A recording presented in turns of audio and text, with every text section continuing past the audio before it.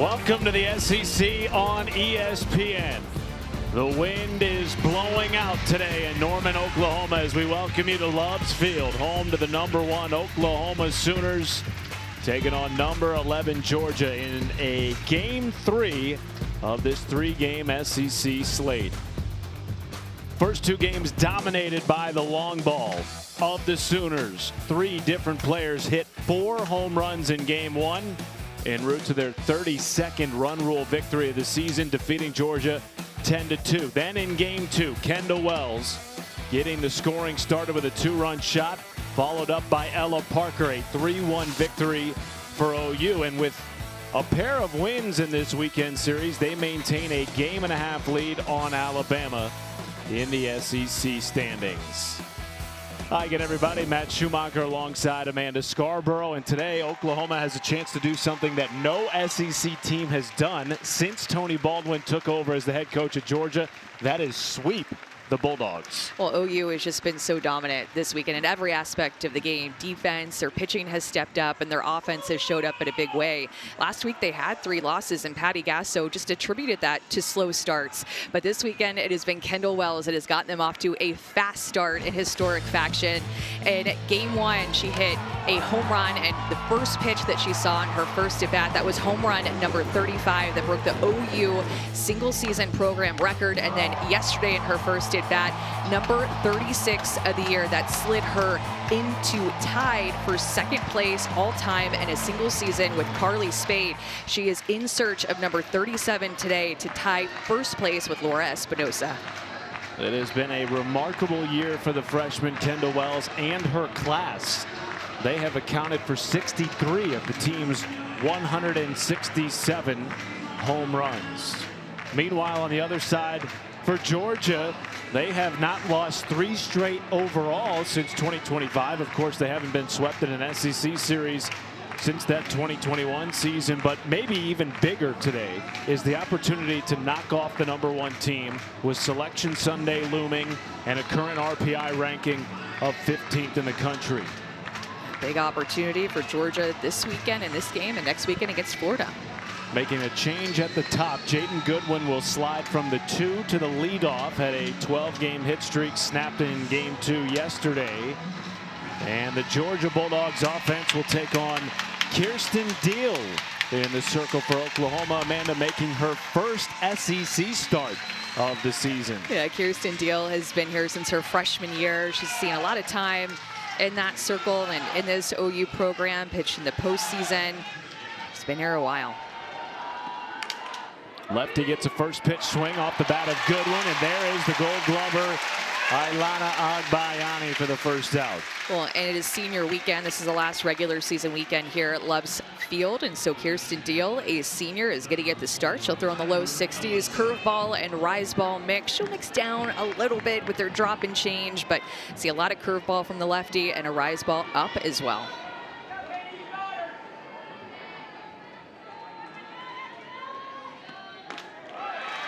Strike 1 to Tyler Ellison. Home plate umpire Robert Gonzalez. Matt Dial at first, Brian Crochet at third.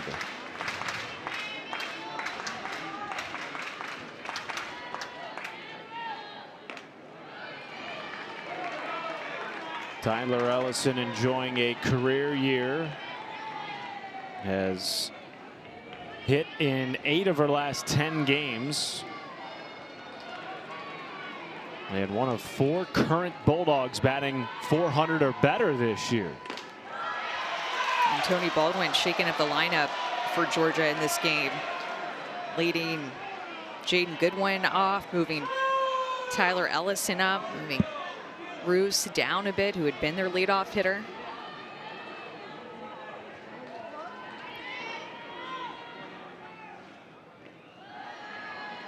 "14 hits over the first 2 games of this series, Amanda, for Georgia. But as you and I have talked about coming into Game 3, just one of those has gone for extra bases. Tony Baldwin hoping that this shakeup will provide some juice and some oomph to this offense. Yeah, I mean, it's not very often that you put 10 hits on the board and get run rolled. I mean, Oklahoma had 12 hits, so you only got out hit by 2, and you got run rolled by a team, all because of their explosive home run power and the fact they only had 1 extra base hit. Full count. Ellison to short on a hop from Garcia. 2 down. Oklahoma has also gotten 2 complete games, one from Audrey Lowry on Friday night in game 1, and then one from Miley Wachenio in yesterday's game 2, something in an SEC series Oklahoma's pitching staff had not yet done until this series. Oklahoma's pitching staff just continues to get great starts, great relief appearances, and develop as the season goes on. Feel like they have, at the very least, 4 very viable arms with the emergence of Parker, who we've not yet seen in the circle in this series. Jen Rocha, of course, returning to the program in March after a medical leave of absence. And her presence makes a big difference to this Oklahoma program, but especially the bullpen. A new face and Alyssa Parker, you mentioned, the freshman, and a transfer in Sydney Berzon, as well as another transfer in Miley Wachenio. Remember last year it was Sam Landry was the ace of this Oklahoma pitching staff. So with her graduation, she was just here for 1 year. Everybody else stepping up in different ways this season with new faces. 2-1 count to Sarah Gordon, who has the lone extra base hit of the series for Georgia.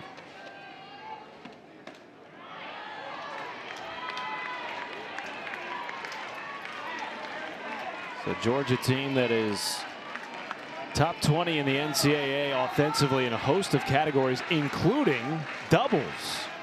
13th with 88 on the year.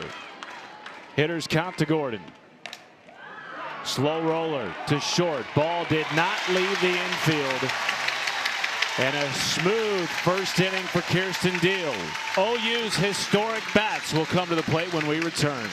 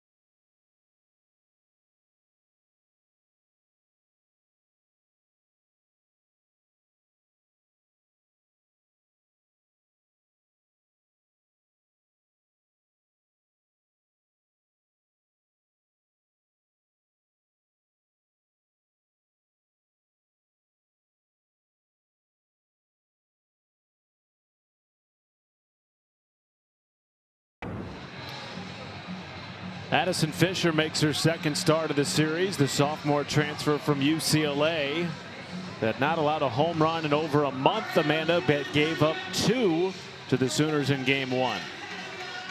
Addison Fisher came over from UCLA. This is her first year playing with this Georgia Bulldog team and throws with really good velocity. Tony Baldwin says that she's the type that has a lot of room to grow.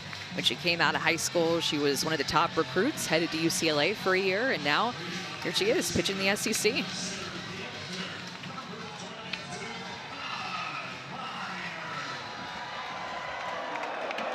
Kai Miner leads it off for Oklahoma.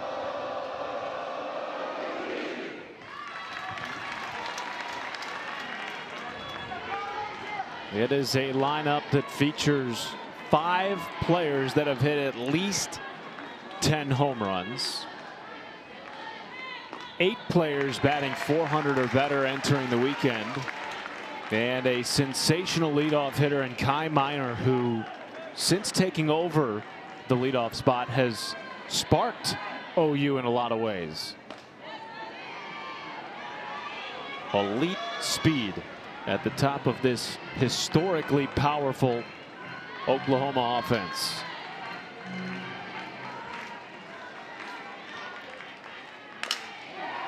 Miner to second, Roos on to first, one down.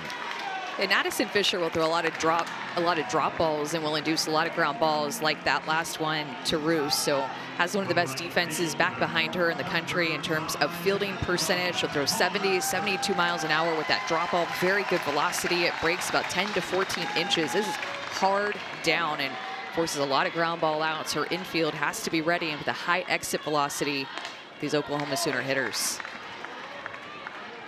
Ella Parker hit her 19th home run of the year in yesterday's 3-1 victory over Georgia.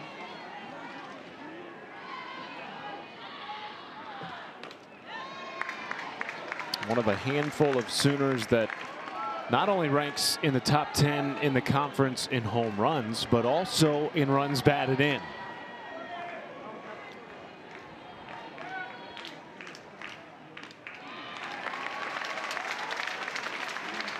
Something that Addison Fisher did well in her start on Friday night when she pitched against this Sooner team is just attack the strike zone. She found herself in a lot of pitchers counts. Wells ended up hitting that solo home run off of her in the second inning, but for the most part early on that first time through, she did a great job of attacking the strike zone, using her drop ball and finding the corners. It's what she'll need to do here today too. Mixing her changeup a little bit more as well to not get the call, just right at the knees, maybe a little bit too far inside, but has mixed in that changeup a little bit more early on than what she did on Friday. Well, Tony Baldwin told us after her start on Friday that he felt like her pitch location was really good. Just a tip of the cap to some of the swings that Oklahoma put on those balls.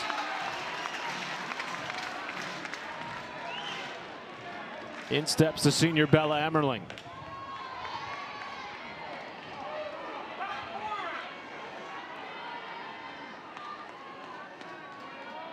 Career year across the board for Emmerling, who now famously moved out of the way to allow Kendall Wells to catch. Was the primary starting catcher last year for Oklahoma. This year learned a new position so she could stay in the lineup. Knowing how good of a catcher Kendall Wells is, she will bat fifth today.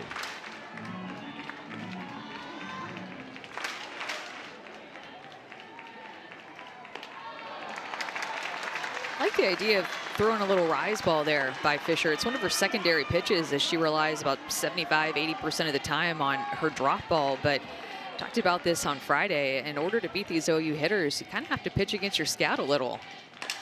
2-2 off the glove of Fisher. Could be tough for Roos. Got Emmerling at first. Great concentration by the second baseman. Well, for a second there, Amanda, looked like it could have been a double play ball. Instead, Parker moves up to second base. Yeah, that's tricky because Fisher had it bounced off of her glove, close play at first base, but Fisher had a chance to go up and grab that. And you're right, it would have been a double play, which would have been huge to get out of this inning, but instead it bounced off of her glove. Roos is just Johnny on the spot to make that play and make an out. Gabby Garcia hit a pair of home runs, including one off Addison Fisher on night one of this series. Part of a monster night at the plate for the sophomore, who drove in 6 runs. That was one of those home runs off of Fisher. That was not a bad pitch really at all. It was a drop ball low and away right at her knees, and just Gabby Garcia probably going up looking for a drop ball, got her barrel there. And so now you see past couple of pitches have been a rise ball up in the zone, trying to at least change the eye level of where Gabby Garcia is looking to then be able to go back down to her drop ball. So a couple of rises likely to go back to her drop here. Or the change, just throwing that in a little bit more. You can tell she's trying to pitch differently today than she did on Friday night. Again, 80% of the time, Fisher will go to that drop ball, but here already in the first inning, you're seeing a lot of rise and a lot of changeup, trying to mix things up.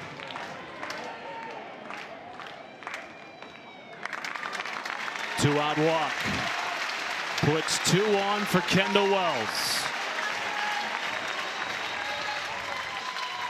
Already broke the Oklahoma single-season home run record on Friday night.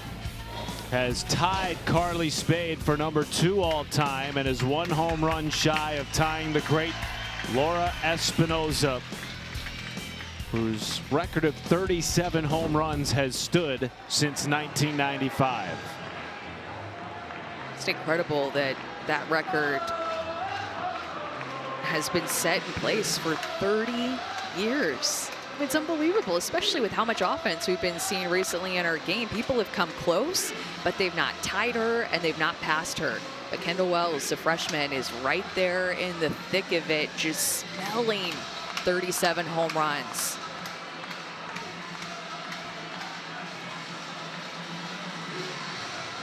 She has been on an epic tear. Looks like she's really feeling the pressure in this moment. You can tell she's just pretty tight out there. 5'10" freshman imposing in the box, chasing the home run record. Top 3 in the country in slugging and runs batted in. And yet, in the words of Patty Gasso, she's the class clown of this Oklahoma Sooners team.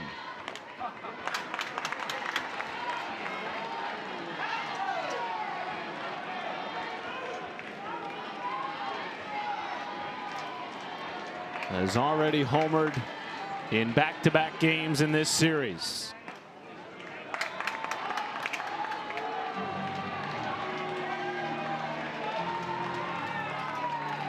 "36 of her 57 hits this year have left the yard." See, just pitching her carefully, which in SEC play, she's only been walked 9 times. Which is a pretty low number, especially when you think about how many home runs that she's hit. Not a ton of pitchers and teams have chosen to just full-blown pitch around her. As they do here, to load the bases for Cassidy Pickering, who has 16 home runs this year.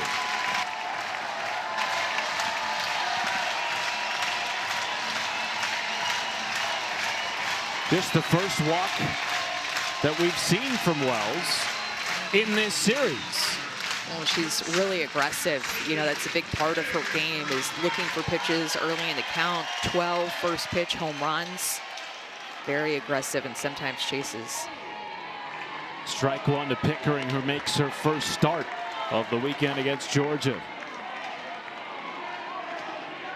One of 5 returning All-Americans from last year's SEC regular season championship team.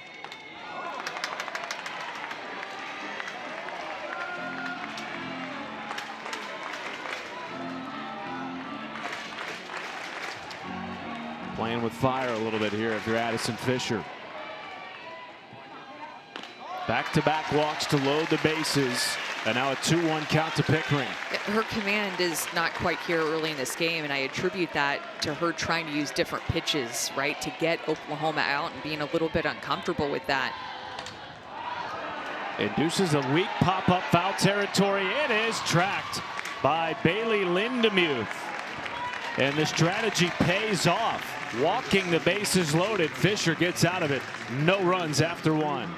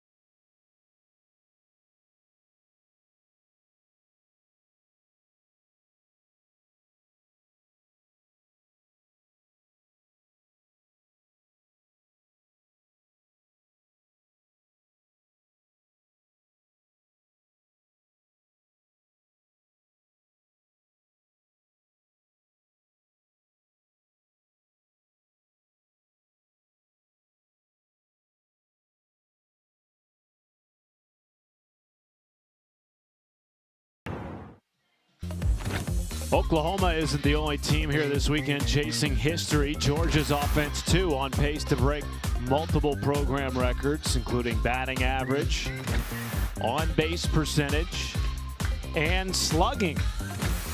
Under fifth-year head coach Tony Baldwin, feels like this is a much improved team from last year in all three phases, and yet this weekend, while they've had chances and have put runners on, Amanda, they've just not been able to capitalize. Batting .240 with runners on base this weekend. Yeah, it seems like it's just been difficult for Georgia just to barrel up some pitches. They've gotten jammed a lot of mishits, some hits that have found holes, but just really haven't been on time and squaring things up. And I attribute that in large part to the way that Lowry and Wachenio have pitched in Game 1 and Game 2, and the pitch calling of Jen Rocha just really mixing things up, giving them a lot of change-ups to deal with, a lot of off-speed pitches, just kind of pitching them a little bit differently than likely what Georgia was expecting. Marissa Miller will lead it off in the cleanup spot here in the second inning against Kirsten Deal, who went 1-2-3 in the first, didn't allow a ball to get off the ground or leave the infield.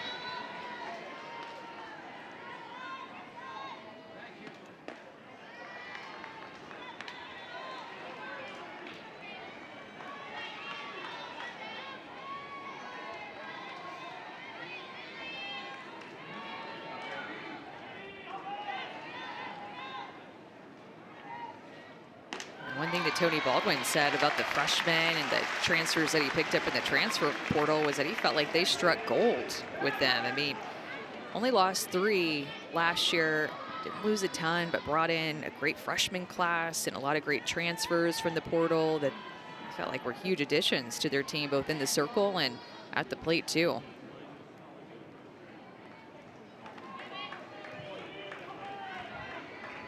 One of the largest incoming groups that he has had as a head coach, dating back to 2022.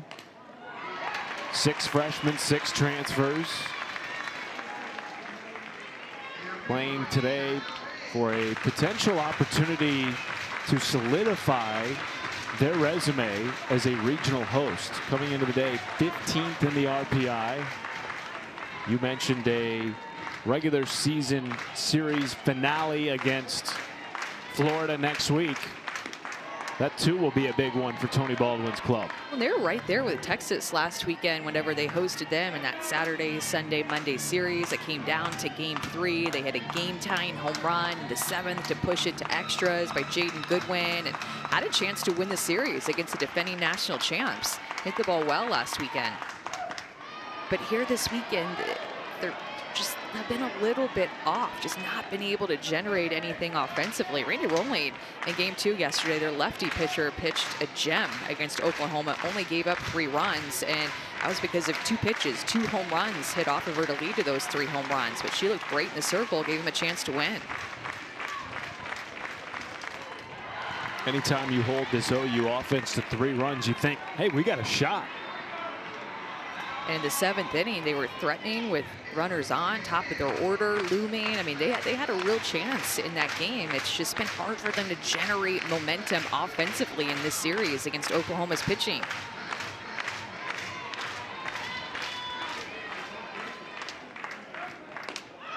Miller draws a leadoff walk. First Georgia Bulldog aboard this afternoon against Kirsten Deal.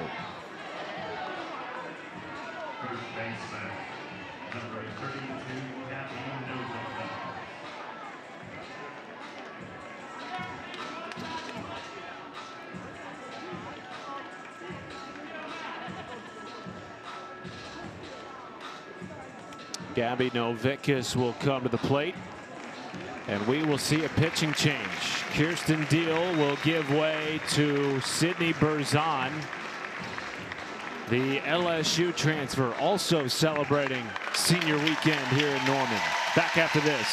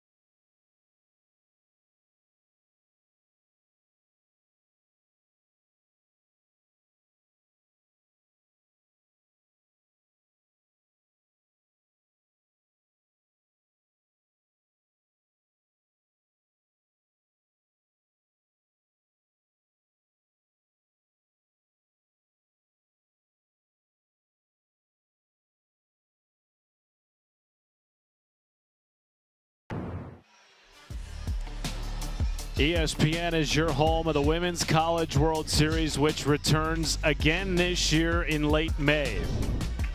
A wide open field. Oklahoma Sooners, of course, have won 4 out of the last 5. They are the #1 team in the country right now, and playing like it this weekend against Georgia. Up 2-0 in the series is Sydney Berzon. Delivers a first pitch strike to Gabby Novickas. Berzon will come in and throw a lot of drop balls, mix in a rise ball. Her rise ball, if you see an up pitch, is actually a little bit of an off-speed pitch in the sense that drop ball is about 64 miles an hour and her rise at 57. And also we'll mix in a changeup too. So definitely going to come in and work on her drop ball. Remember, she has a ton of SEC experience coming over from LSU, a ton of postseason experience, a big pickup in the offseason in the transfer portal, and All-American. You get to add to your staff that gives them a different look and all of that experience in the circle. Her first appearance in the circle for OU since April 18th. Against Arkansas, went 4 2/3, allowed just 2 earned runs on 2 hits. All right, in the count 1-2 to Novickas.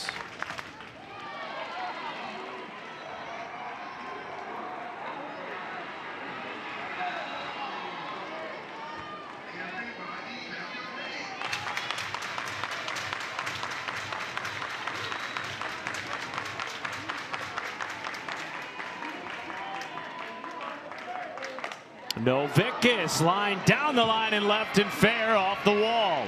A long single as Marissa Miller stays put at second base. 2 on and nobody out for Georgia. By far one of the best swings that Georgia has had. We saw 10 hits that were on the box score on game 1, but not a lot were squared up. There haven't been very many like the swing that Novickas just had right there, being able to barrel one up hard and find a hole in the outfield. Tyler Ellison had one and Sarah Gordon had one. Beyond that, they've just not really struck the ball like that. The freshman stepping up after that walk and getting a hard single off the All-American.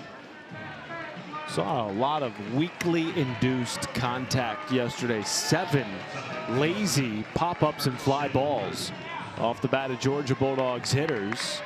And now Kirsten Roos, who has been batting leadoff, comes to the plate in the 6 hole. Time called by Tony Baldwin.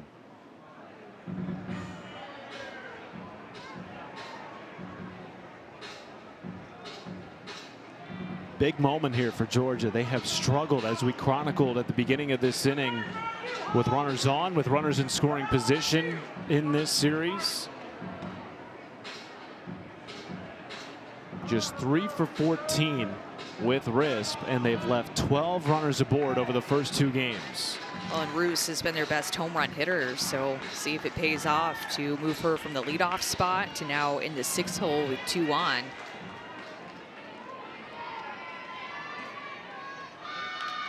Or you could just show a bunt and lay down a bunt.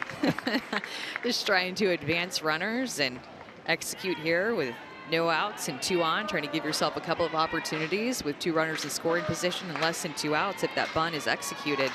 And Roos has some good speed. 2 corners have been playing back, especially down the first base line. To first, fielded on 2 knees by Emmerling. Pitches to second, covered by Garcia.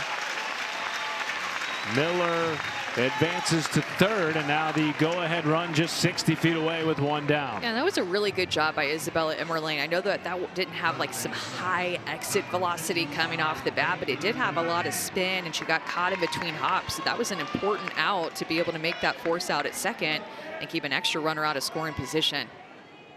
Bailey Lindemuth flies it into left field. Caught by Kai Miner, and that'll be enough to move Miller across home. And for the first time in this series, Georgia takes an early lead.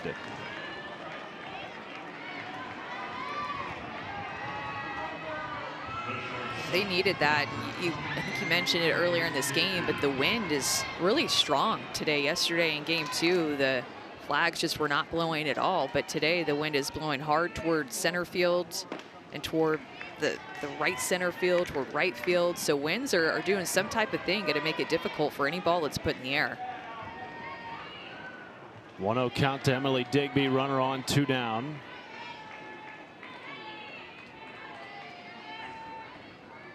Psychologically, it's got to do something for you, right? If you're Georgia, you've trailed the #1 team in the country to begin each of the first 2 games of this series.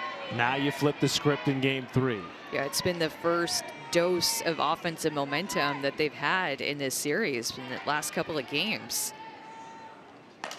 Digby continues it into right field. Roos will go first to third. Runners at the corners with 2 down in the second.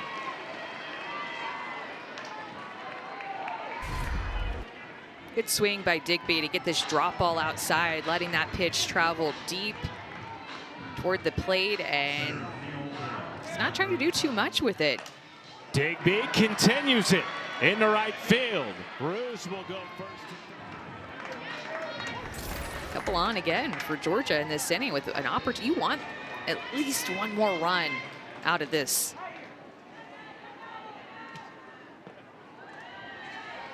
Natalie Ray this year has been fantastic with runners in scoring position, batting .438 and hitting .500 with 2 outs.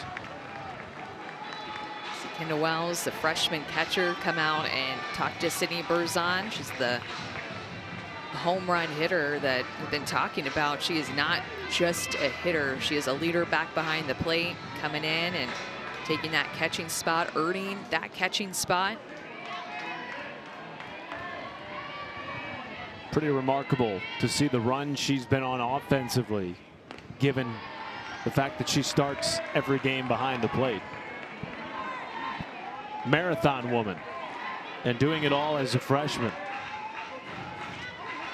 As a freshman too, or excuse me, as a catcher, you have a lot to think about in a first and third situation. You can tell she's really locked in to see what Georgia is going to run. Are they going to try to advance that runner from first base and steal, or delay steal? In a first and third situation, there has to be so much communication on the defense to let everybody, especially the catcher, know what's going on and what the offense is trying to do.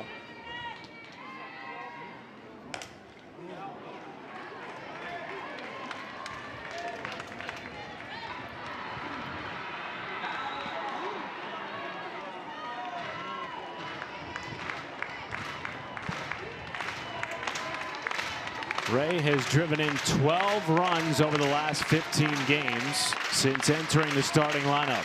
2-2 with 2 on and 2 down. Takes ball 3.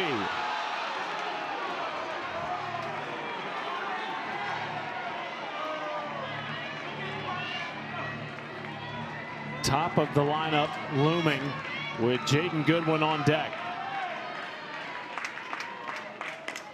Ray takes the 3-2 to second. Agbayani to first, not in time.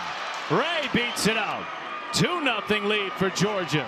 Remember, we talked about that Isabella Emmerling is new over there at first base, and this is one that she likely should probably have gone and backhanded and taken herself. Instead, she lets it go through to Agbayani. It's just a tough one altogether as Agbayani is trying to play that. She was positioned more up the middle of the field. Initially, when I saw that, I thought Emmerling had a chance. Goodwin scorches it into center. Baldwin sends his runner. It's Digby scoring. 3-0 start for the Bulldogs. Whoa! Jane Goodwin has been so clutch. They call her Shorty, and she goes down with her barrel to get that drop ball, shoots it right back up the middle of the field. Looking early in the count, aggressive. Georgia, for the first time this series, is barreling up balls, able to advance runners, able to score runs, be aggressive in different aspects of the game. Georgia now with 3 runs in this top half of the inning. This is a big statement by the Bulldogs to score early. Tony Baldwin has never been swept in SEC play since taking over as the head coach at Georgia in 2022. And he told us, look, we know Oklahoma is really good. They're like an all-star team, but we're not here to watch history be made. We're here to win ball games. You knew, Amanda, with the way the offense sort of sputtered over the first 2 games of this series, we were going to see a punch, a fight from this Georgia team. Not sure I expected to see it this early and this emphatically in Game 3. Well, they went 3 up, 3 down in the first inning with just some weak ground balls, but then a leadoff walk drawn by Marissa Miller is what got this party started. Patty Gasso making a quick pitching change, going from Kirsten Deal to Sydney Berzon, and they have been on Sydney Berzon. Remember, they've had experience against her. Not wearing an Oklahoma uniform, but they've seen Sydney Berzon before in the past pitching at LSU, so a little bit more familiarity than what they saw possibly from Lowry or Wichenio. Wichenio also transferring from an SEC school, but just being a sophomore versus Berzon being a senior. 0-1 count to Ellison.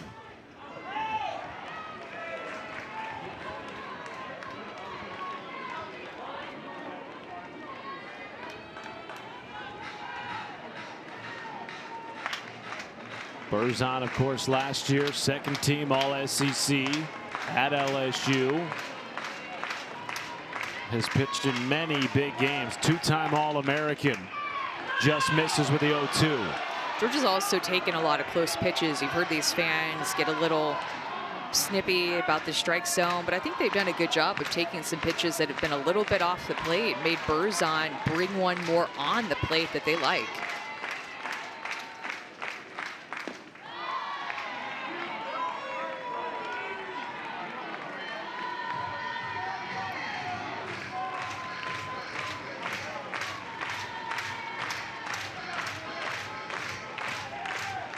Another 2-2 count from Berzon with 2 on and 2 out. Spoiled by Ellison.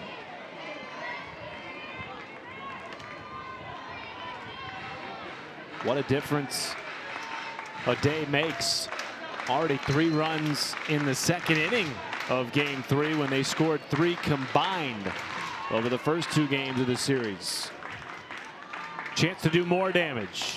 Ellison lines out to Emmerling. That ends the second, but Georgia plates 3, leading the #1 team in the country.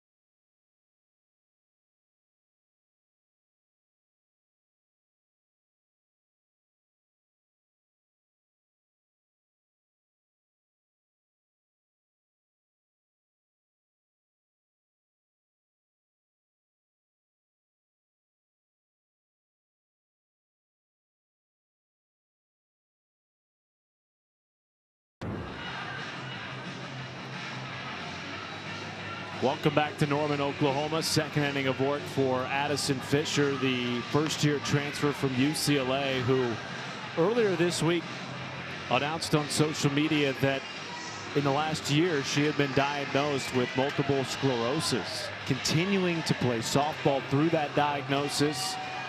Still learning a lot about what playing softball with that disease looks like for her on a day-to-day basis, Amanda, but no doubt in the last week has received an incredible amount of support, and by making that post has probably inspired many players throughout the country. Yeah, that post was really vulnerable moment for Addison Fisher that she addressed in that Instagram post and put herself out there. And you said it was a little over a year ago that she said right at the beginning of her freshman season in college, she was diagnosed and never really felt ready to just come out and share it. But it was because of Kirsten Roos, who has type 1 diabetes, her teammate and fellow transfer over there at second base, that really encouraged her to put it out there, as they're both playing softball through these diseases.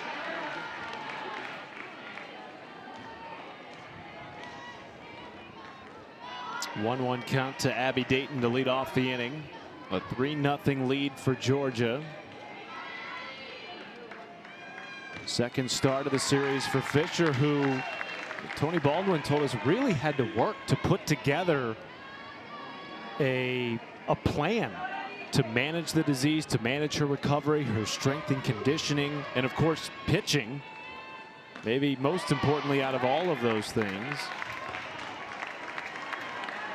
Got really dialed in, Amanda, with her nutrition, but in the midst of all of that, there was some uncertainty about her future on the softball diamond.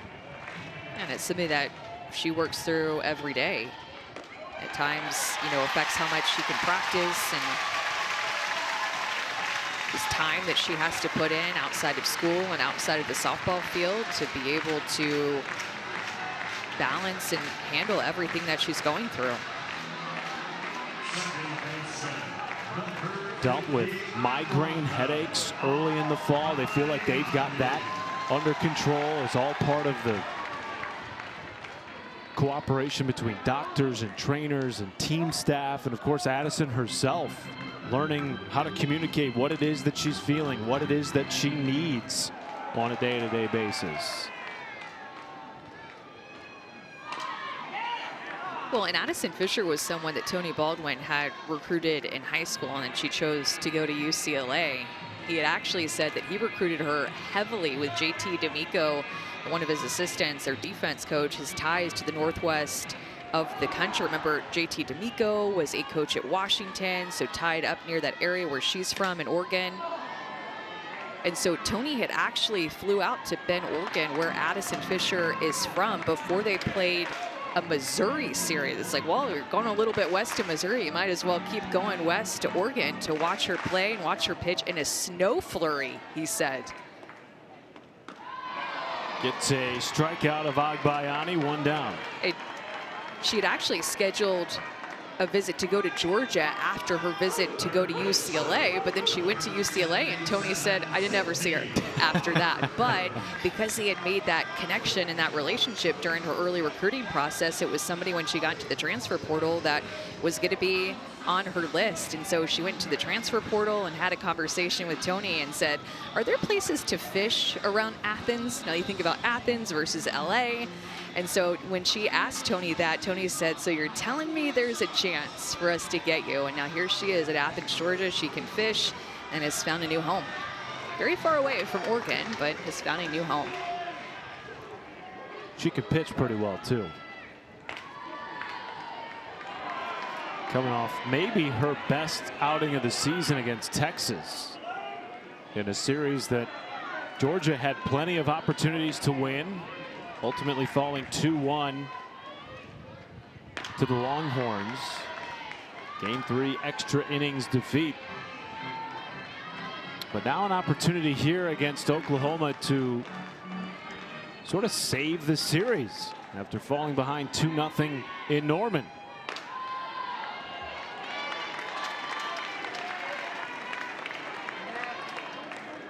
Two-one count to Sydney Barker with Abby Dayton at first after a leadoff walk.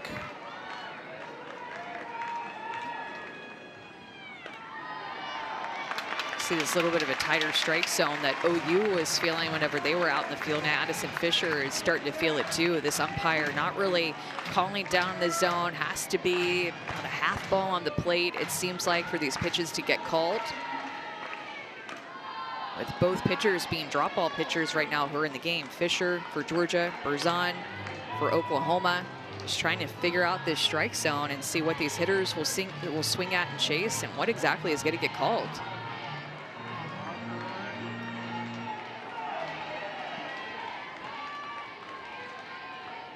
3-2. In the air to right. Tailing away from Gordon, makes the play. 2 down. A couple of big outs after that leadoff walk for Addison Fisher to now face the top of the OU order. They haven't been able to advance that runner to second base, and now you have 2 outs and can try to get Kai Miner and get out of this thing after scoring 3 runs.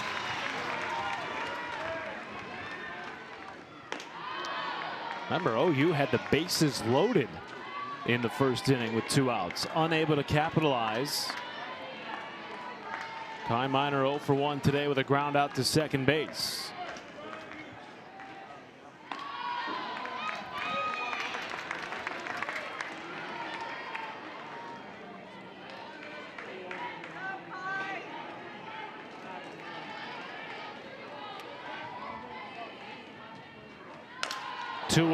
To second, off the glove of Roos into center. Dayton will take third, and Miner slides in behind her at second base. Life for the Sooners in the bottom of the second with 2 outs. It's not an easy play, but this is a play that you have to make if you're Roos. You have a force out at second, would have been out of the inning, and now Ella Parker and the professional hitters in this Oklahoma lineup are coming up. Great effort by her going for the backhand, but did exactly what she needed to do. Fisher just throw a ground ball to her infield. And Georgia's defense the last couple of weekends, for as good as they have been in February and March and early April, they've made some pretty critical errors in the Texas series and this series too. And when you give Oklahoma extra chances, we know how this song goes. This is a chorus that's been played over and over and over again. They're so good at taking advantage at extra chances that are given to them. Tying run comes to the plate with 2 outs in the second inning. Parker has already homered once in the series.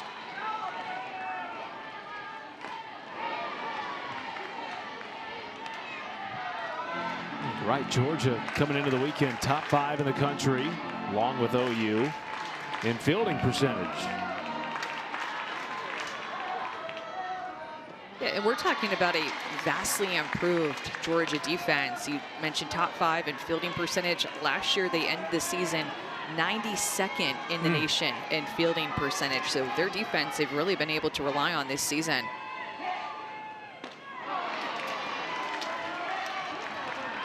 Fisher working ahead.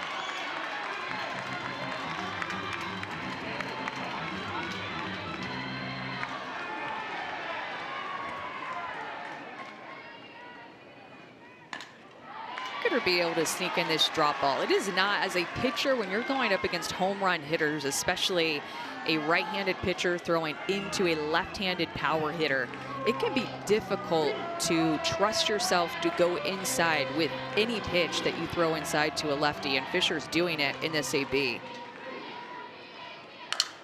Parker delivers into right center. It will score 2. One-run game in Norman.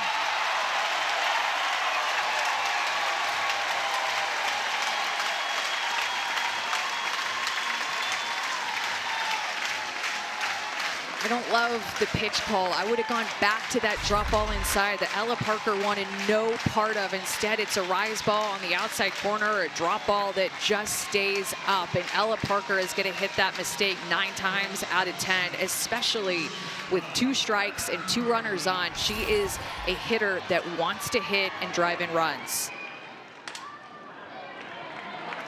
Game tying run is aboard for Bella Emmerling. 2 down in the second. That's why that error, Matt, was so critical when they had a chance to get out of the inning. You pass the bat to Parker, and now because they were given an extra opportunity after Georgia scores 3, Oklahoma comes back and scores 2. Both runs unearned.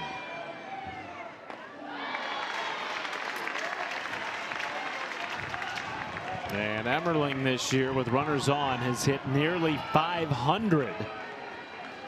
And 452 with 2 outs. The 1-1 goes after it upstairs. When she swings, I mean, it is a vicious hack. There is no holding back. Patty Gasso's even laughing a little bit in the third base coach's box, and she just chased that pitch. But She swings so hard. Fisher battles back for a strikeout, but OU plates 2 thanks to an error in the second inning. 1-run game in Norman.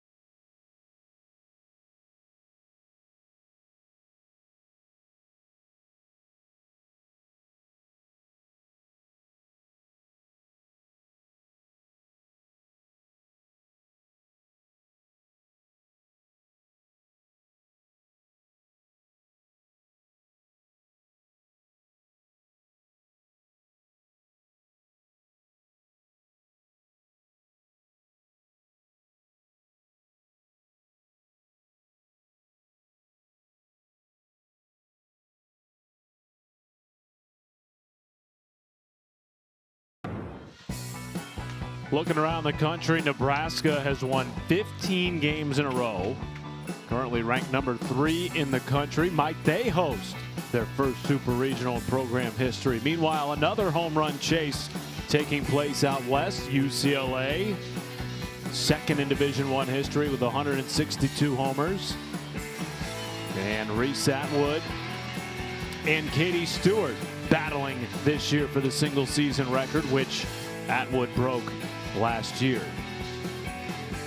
These program home run records are definitely at stake this year with all the offense in our game. And don't forget about that it was Friday that Megan Grant broke Stacy Newman's single season home run record, the UCLA record. And oddly enough, so that was Friday and Megan Grant's first at bat, and she did it on the first pitch, just like Kendall Wells did in Friday's game. Her first at bat, first pitch, breaking Jocelyn Allo's record. Megan Grant is not far off Kendall Wells. Nope. Kendall Wells today was pitched around in her only plate appearance so far. That happens a few more times. Maybe Megan Grant gets something to hit. We're talking about a two-horse race to see who's going to get to Laura Espinosa's record first. Matt, you're not wrong.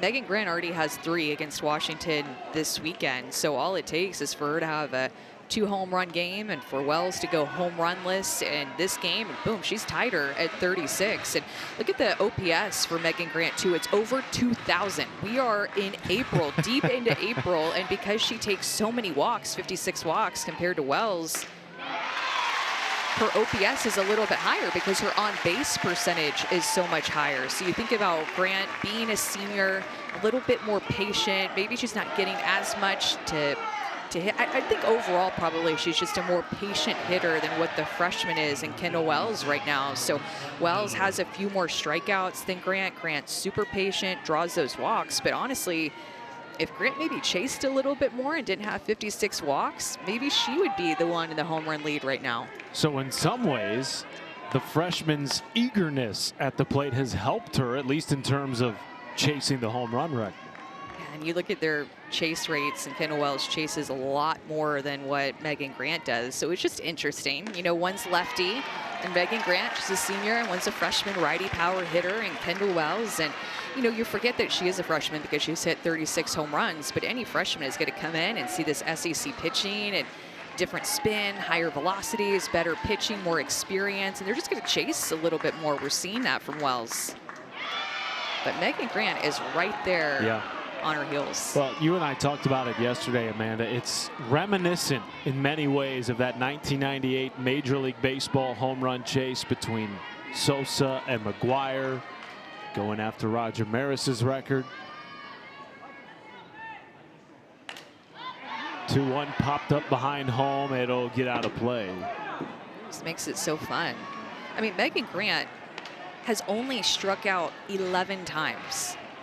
Kendall Wells has struck out 26 times. So walk to strikeout ratio 29-26 for Wells, and for Grant 56-11.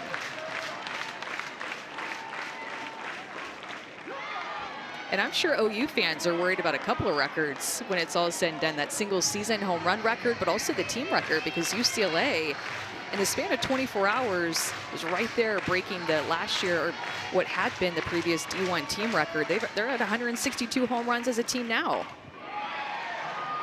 Second walk of the game for Marissa Miller. Puts a runner aboard for Gabby Novickas.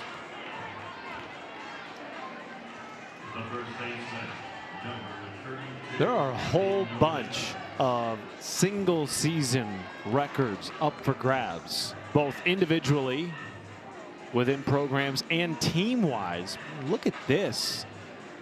UCLA, OU, of course, breaking the record that they set back in 2021 with 161 home runs. But then we've talked about it, the home run race that's going on within the Texas program between Reese Atwood and Katie Stewart. The home run record that UCLA's Megan Grant just broke. Jordan Woolery not far behind her with over 30 home runs this year. And then this Oklahoma home run record was already broken this weekend by Kendall Wells.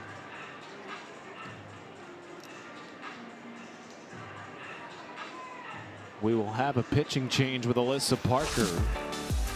But the home run chases this season, if you're not paying close enough attention, Amanda, you'll forget whose record is being broken by whom on any given weekend.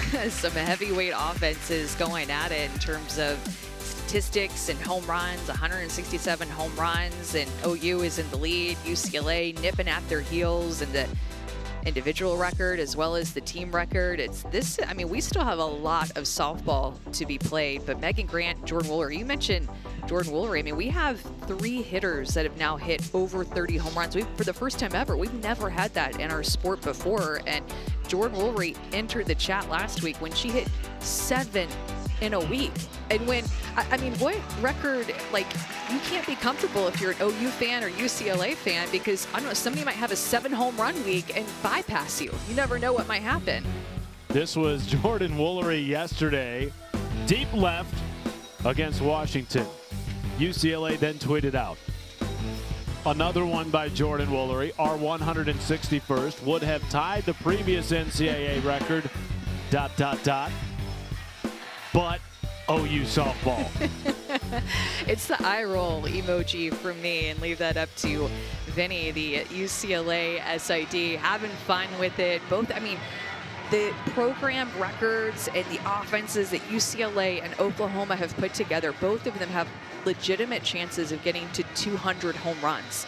It used to be a big deal for a team to have 100 home runs, and both of them are chasing 200 this year.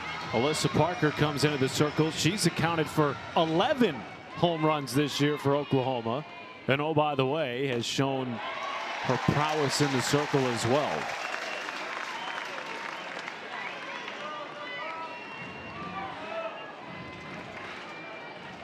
Pretty remarkable to see the history being rewritten around the country. And we've been talking about this for a while, I feel like, over the last couple of years, Amanda, but with how much information is out there and the scouts and the thoroughness of those scouts for these offenses, makes you wonder what adjustment will be made from the pitching side of things in the years to come. Yeah, it does, and it's just difficult to be a pitcher in our sport right now. And I'm interested to see if we have back-to-back years of this generational offense, or if next year the numbers go down, as Alyssa Parker has been so good in relief. She can hit a little bit too, as you mentioned, but the way that she competes, OU needed somebody to come in and throw strikes. Both times they've made a pitching change, it's been after a walk. And Patty Gasso wants somebody to come in, compete, command the zone, and feed her defense a lot of ground balls. Ooh, vicious off-speed pitch there. It had Roos way out in front. That's that changeup that Alyssa Parker likes to throw. She will drop that pitch down all the way to 45 miles an hour. Roos pops it up in the center underneath Minor, and that will do it for Georgia. Kendall Wells will bat second in the third inning. One home run away from tying Laura Espinosa's record. Two away from breaking it.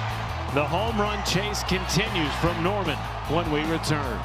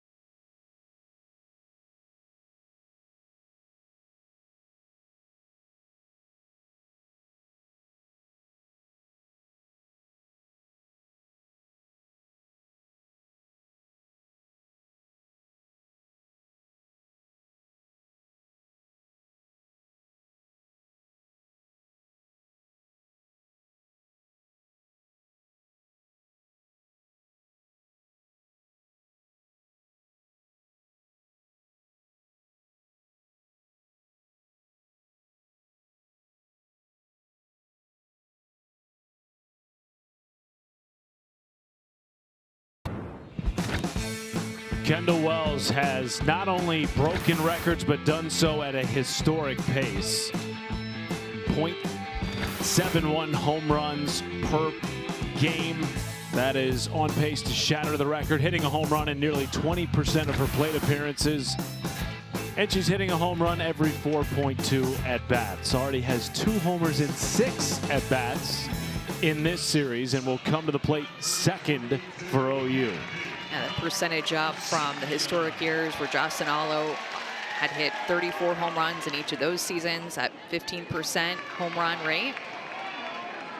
I mean, the D1 average home run per whatever at bat, I mean, just over 4.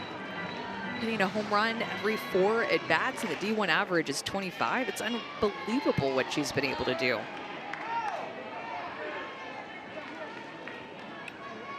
Broke earlier this weekend Jocelyn Alo's single season program home run record of 34, which Jocelyn set in the World Series in 2022. Wells hit her 35th before flipping the calendar to May. The pace she is on has been mind-boggling.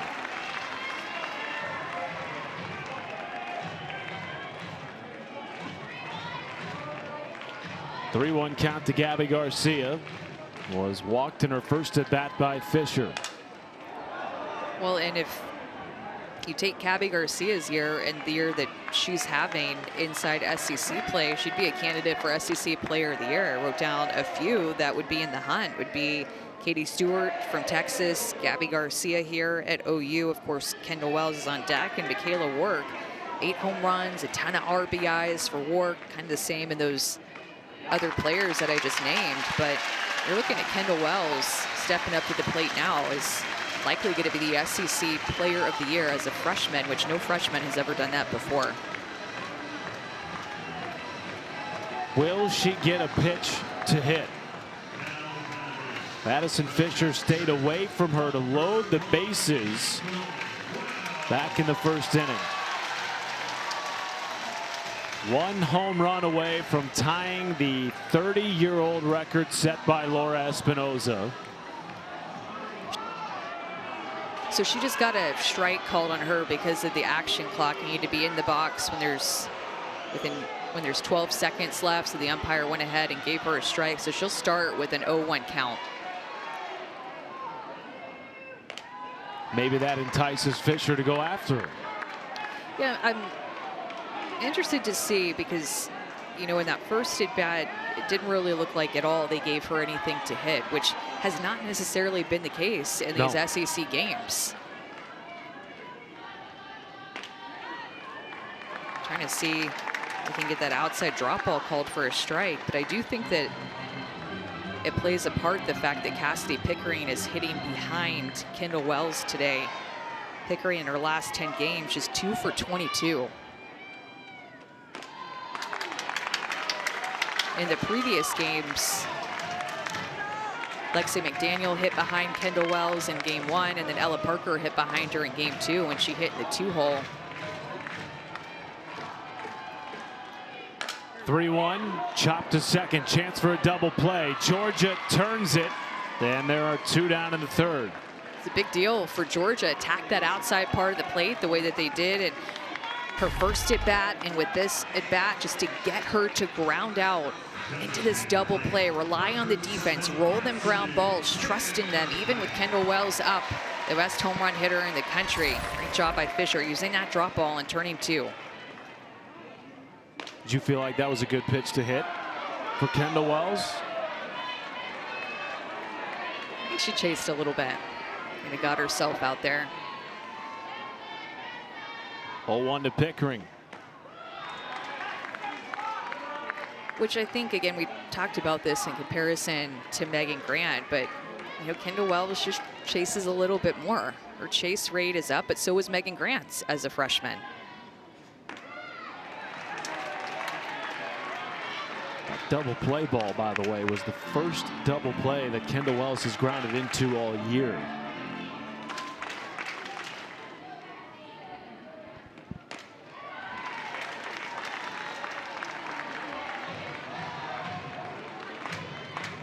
Most of the balls she makes contact with fly a long way. Time called here by Tony Baldwin. And to your point, I mean, Kendall Wells has 36 home runs, but just 3 doubles. So, when she hits it in the air, there's a trend here. Yeah, it's going out of here because of how strong she is.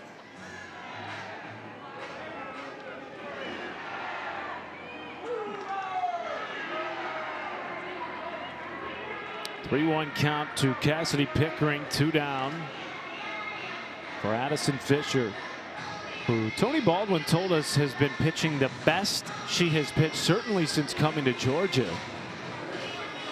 and among the best that they've seen from her in her brief career coming over from UCLA in the offseason. Gets a fair ball, bounced off the bag into right. Pickering takes advantage into second with a 2-out double.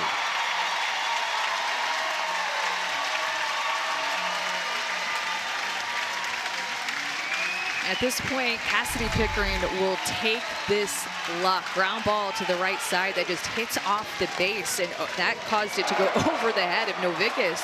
Trying to get behind it, likely would have been an out, but she gets the break, and a much-needed break for Pickering. As we mentioned, last 10 games, Pickering hitting .091 with no extra base hits.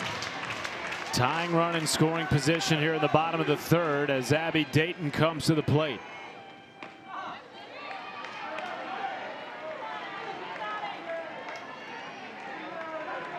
Dayton homered in game 1. Part of the 4 home run day, 2 of those coming off of Fisher.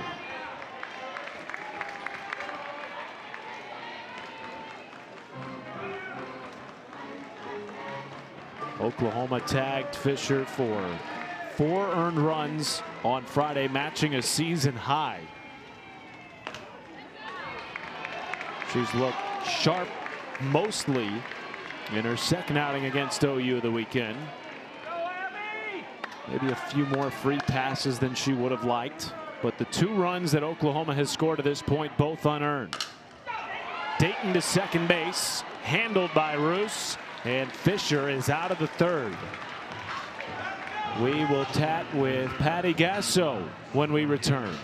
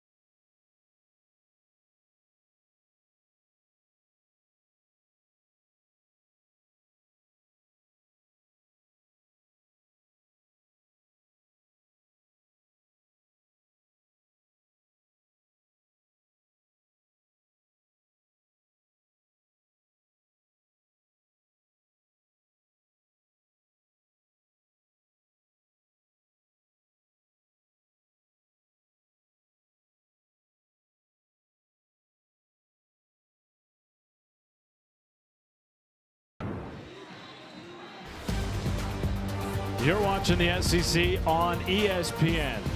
Another gorgeous day at Loves Field in Norman, Oklahoma. 1-run game.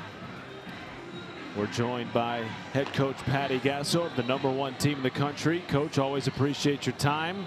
Your team's won 4 in a row after losing 3 of 4 for the first time since 2019. You're smirking because I'm going to make you talk about that last week. You did that. We did this yesterday, didn't we?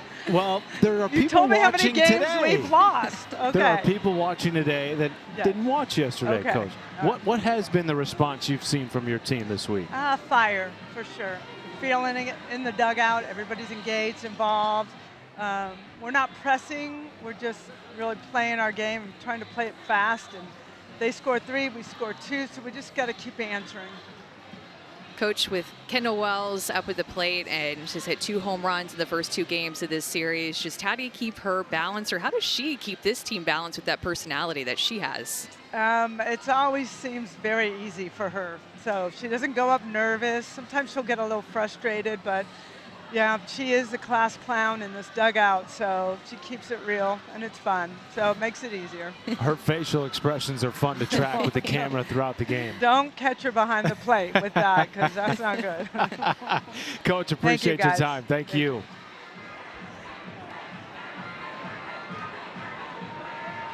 How impressive is that to you, Amanda? I know we've touched on it a little bit in this game, but since we're talking about her behind the plate, what she has done offensively, given all that's put on her shoulders defensively. Yeah, I mean, she catches a lot. It's not every game, but it's most games, and we've seen her back behind the plate in almost all the games in SEC play.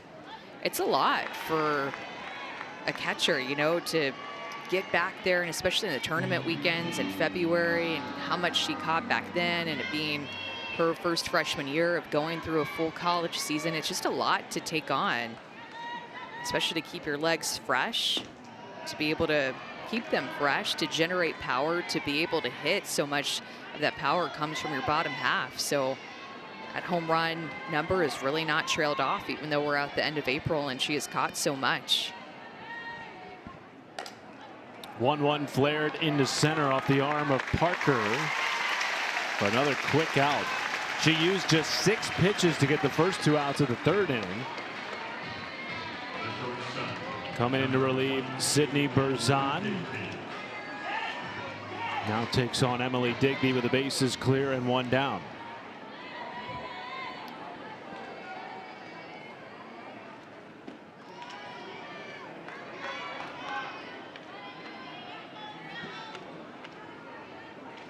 think about how young that OU is up the middle of the field right now. You have a catcher back behind the plate that's a freshman. You have a freshman pitcher and then a freshman center fielder, and then just a sophomore at shortstop. So really young up the middle of the field. Of course, Agbayani at second as a senior and a Gold Glover, but just so much youth on this OU team. And then Barker as well over on the right, on the left side at third, another sophomore.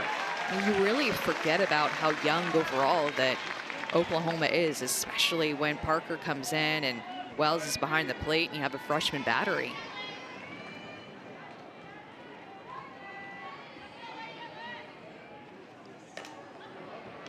Another filthy pitch from Parker. You can see these Georgia batters, Amanda, trying to make that adjustment mid-swing almost.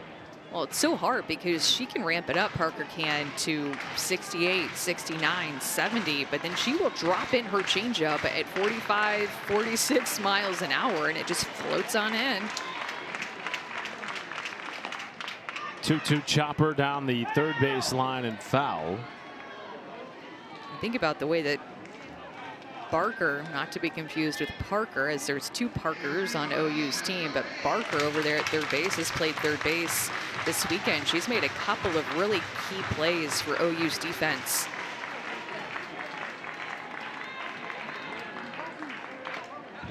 Taking over at third for Nellie McEnroe-Marinas. Suffered a season-ending injury.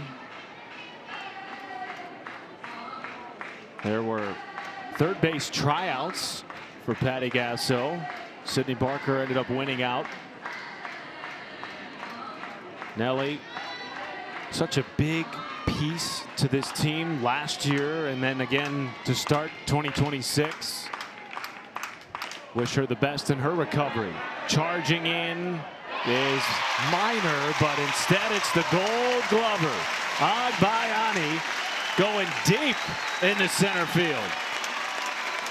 That takes so much trust of Agbayani and knowing where Minor is. And I don't know what the communication was exactly like. Minor gave way right at the last minute as Agbayani must have called her. Maybe Miners just saw her have such a good beat on it. Big time range for Agbayani. Received a golden ticket earlier this weekend from AUSL Commissioner Kim Ng. The 16th awarded to a Division I player this year. So she will be drafted in the upcoming professional league.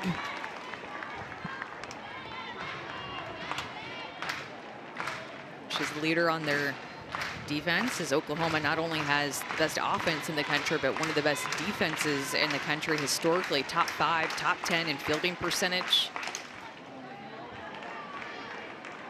And, you know, Sydney Barker made that play at third base where she robbed a ball in the 5-6 hole, threw off of her knees to go to first base to make the out. And I saw that play again on social media and from a different view than what we showed on the broadcast. And Nellie McEnroe-Marinas was her biggest cheerleader. They showed that play in just like a slow motion view, and just behind Sydney Barker as she's making that play, Nellie McEnroe-Marinas was in a different spot in the dugout. You could see her in the hole, arms up, cheering her on, her biggest cheerleader, knowing that she's hurt and taking her spot there at third base.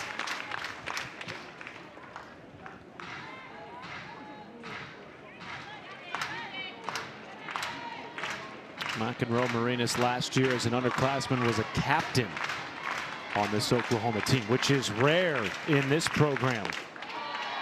Speaks to the leadership and frankly what this program thinks of Nellie. She's a leader, and you know, she was a leader when she was an everyday starter, but she continues to be a leader in that dugout, keeping everybody loose. She's always engaged. What a pitch! Wiffle ball-esque from Alyssa Parker. 1, 2, 3 in the fourth. When Alyssa Parker enters games, she is on a mission in the circle. She is so competitive, wants the ball, and continues to prove herself. A changeup for the strikeout, 2 strikeouts for Parker in relief.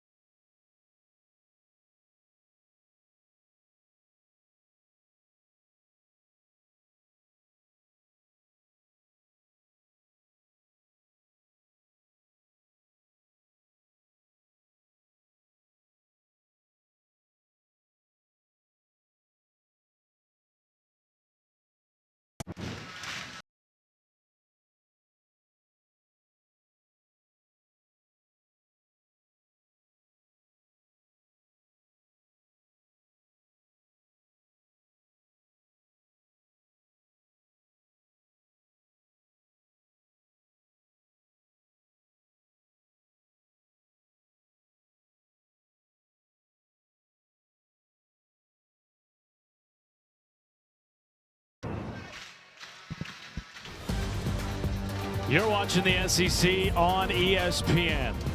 Beautiful Sunday at the ballpark from Loves Field in Norman, Oklahoma. One-run lead for the number 11 team in the country. We're now joined by the Georgia head coach, Tony Baldwin. Coach, tell us a little bit about Addison Fisher, not only in this series, but big picture. She comes out this week, announces that she's been battling MS, what she's meant to your program and the inspiration she's provided. Oh, I don't know. I'm not sure we got enough time for that here in between innings. But, you know, I just love her as a person and what she's battling and how much she's growing from all of the things. You know, you forget sometimes as you watch these people, and whether it's OU or our players, that, you know, they're at the top of the game, but they're still 18 to 22-year-olds that are learning life each and every day. And so she's got a little bit more on her plate than most. But I'm just super proud of the way she's handling it, the way she's growing. You know, I think it's really cool that she put it out there to be an inspiration for others. I think it's really cool that we have a player on our team that's battling type 1 diabetes, who's been, you know, out there about that. And so then she has become an inspiration for Addison. You know, it's what college athletics is all about. I'm just really proud of her and glad she's a Bulldog. Thanks for that, Coach. Super inspirational. What do you like about your at-bats in this Game 3 compared to Game 1 and Game 2 that might be different? Well, I think we're getting the ball in the air a little bit better. You know, it's hard to hit extra base hits when you're all ground balls. So that part is a little better. I feel like we're on time a little more. We're managing the strike zone a little better. Alyssa is as tough a spread to cover. You know, going from 70 down to 48 is not easy. And then, you know, Jen's one of the best pitch callers in the country. So, you know, we got our work cut out for us to try and, you know, stay ahead of these guys. But I like the way that we're competing and going at it. Coach, appreciate your time. Thank you very much. Thank you. Go Dogs.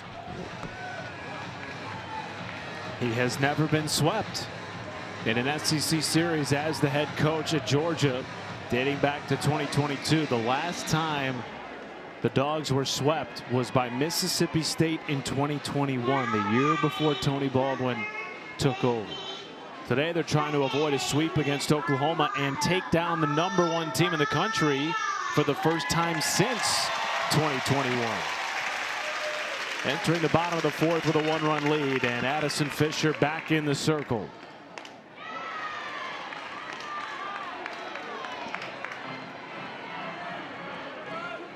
Agbayani made that excellent play from second base and shallow center last half inning, leads it off for OU.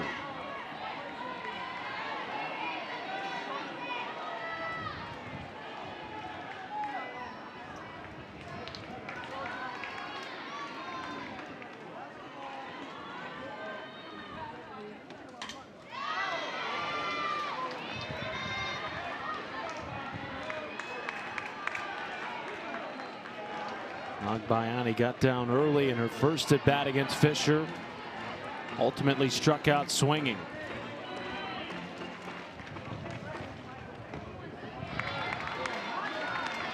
Fisher has mixed a little bit more with her changeup today, and it hasn't necessarily been a strike or an out pitch for her, but it's been a pitch that she's continued to throw to show Oklahoma. I don't really know how that wasn't a strike right there, but I mean, just even being able to throw that pitch, show them a different speed. She's not let off of that pitch despite it not being a called strike for her in this game.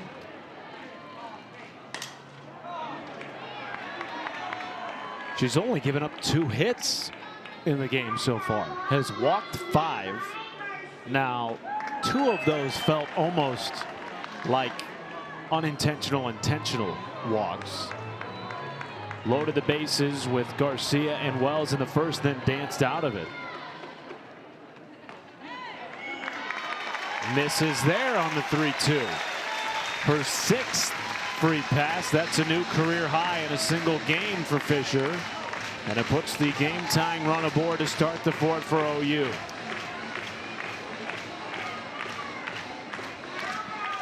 Tight zone both ways this afternoon at Loves Field, and now the 9-hitter Sydney Barker digs in.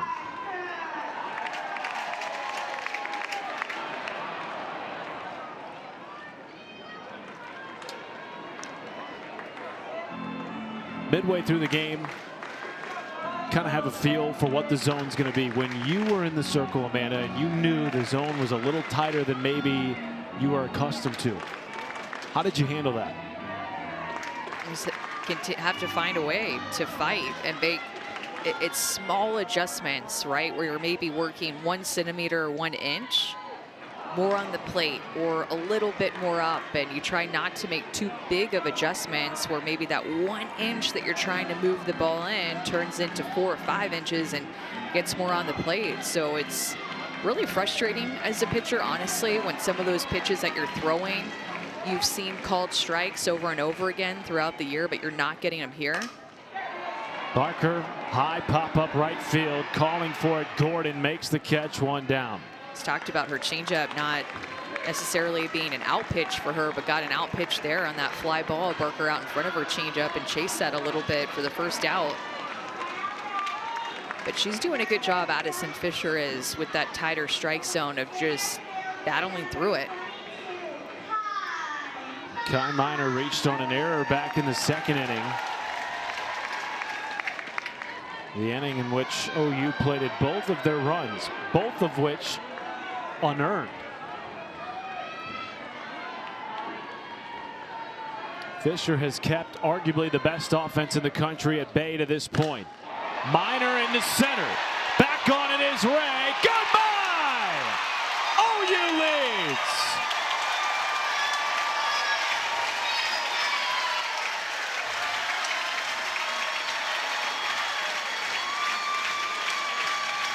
Just like that.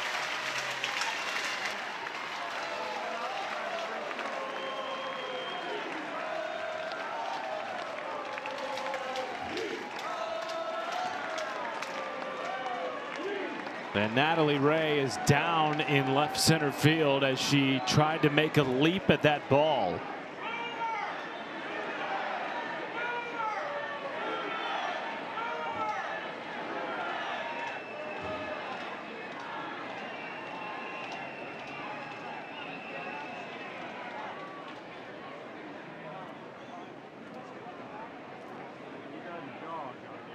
Got into the starting lineup over the last 15 games for Georgia after transferring in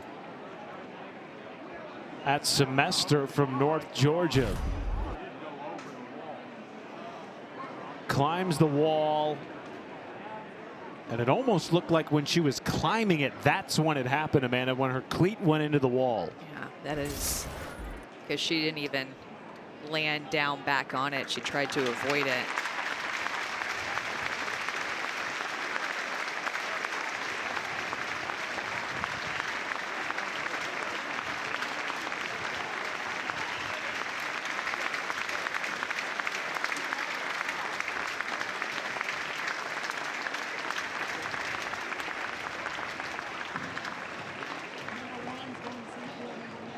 A good effort by her because that home run off of Miner's bat was more of a line drive, just getting over the fence where she felt like she was going to have a chance to rob a home run there, and good read by her off the bat.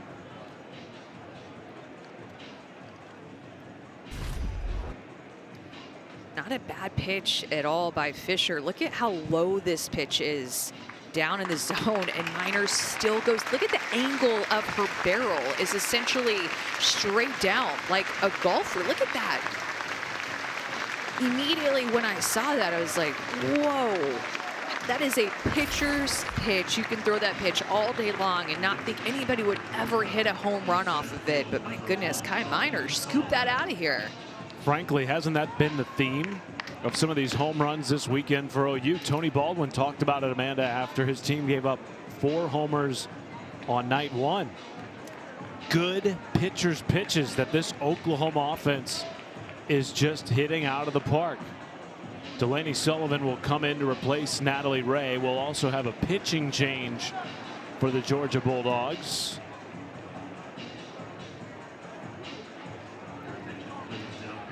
Addison Fisher exits in the 4th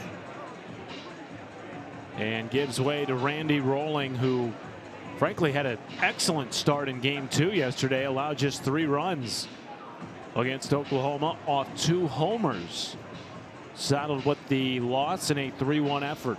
Yeah, when you see a swing like that on your pitcher's best pitch, a pitch, especially third time through the order that Oklahoma was going to see Fisher, and you see that home run on that pitch, like, all right, it's time to make a pitching change, especially when you know that you have Randy Rolling coming in behind Fisher.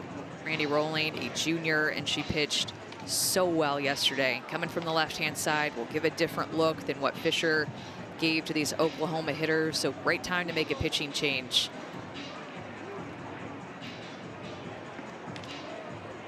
Those 6 walks really didn't hurt Fisher until this inning. Walked the leadoff hitter Ilana Agbayani, and then 2 batters later gives up the go-ahead run to Kai Minor. The margins against this Oklahoma team, Amanda, so thin. So 3 of the 4 runs that have scored have been 2 off of free passes and then 1 off of an error that have come around to score. And it's something that we've seen from Oklahoma's offense. When you give them a freebie in any type of way, they always capitalize on it.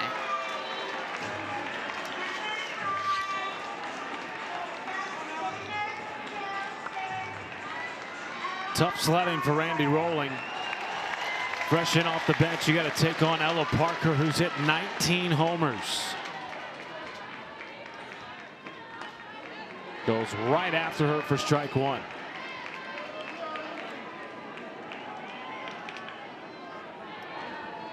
And Ella Parker hit that home run yesterday off of Rolling.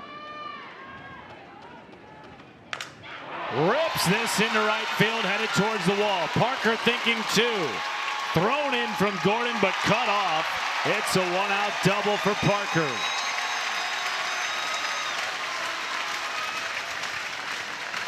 This is a changeup, and it looked like Ella Parker was just expecting it, not fooled at all. Lets her front foot hover just a little bit before she slams it down and gets on time with that changeup. Great piece of hitting by Ella Parker yet again.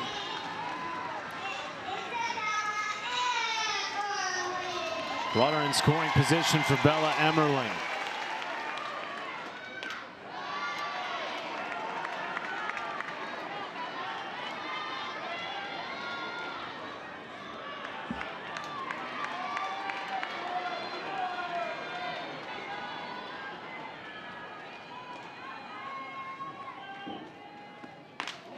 Think about how big Bella Emmerling was last week and kind of turning the tide for Oklahoma. You mentioned that they had lost 3 or 4 games in a time span for the first time since 2019 at the Women's College World Series, around that time when it happened. And Bella Emmerling, and her at-bats, her home runs, her weekend was a large part. Her leadership was a large part of turning the tide for them last week to get them back on track.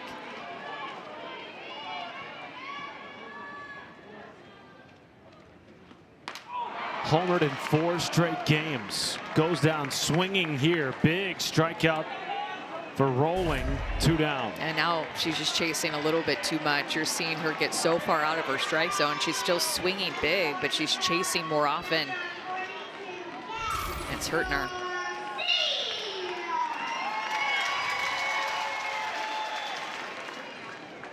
Ball 1 to Gabby Garcia.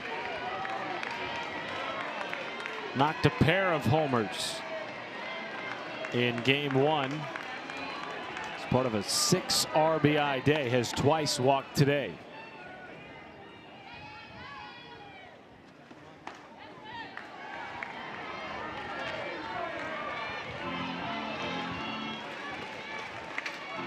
Kendall Wells wondering if she'll get an at-bat here in the 4th with 2 down. 1 home run shy of tying Laura Espinosa's record of 37. Garcia makes sure Wells will come to the plate. Parker sliding in behind the tag. 2-run lead for OU on a 2-out RBI single by Gabby Garcia.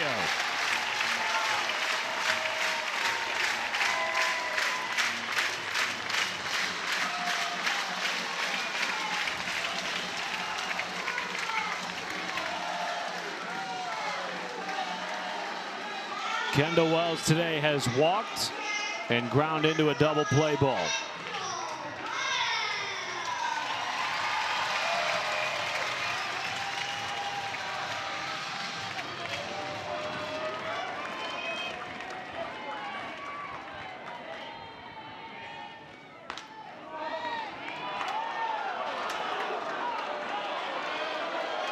earlier this season broke the NCAA single-season freshman home run record and the SEC single-season home run record in record time.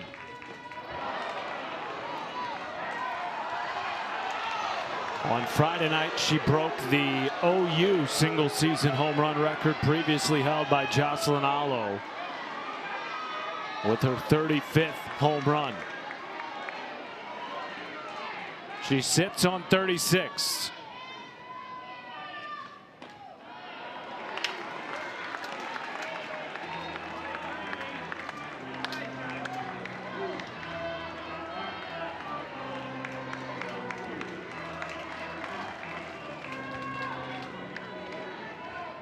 One-two from Rolling.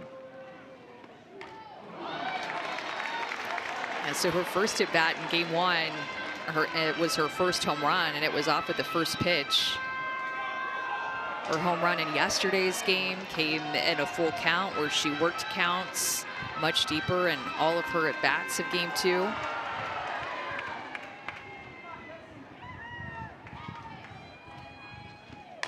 In the air to center, shallow. And it is caught by Digby. Kai Minor does drill it out of the yard in a big inning for Oklahoma. She had not hit a home run in a while. In fact, it had been all the way since March 22nd. How did she go down and get that? Either way, she gave OU the lead.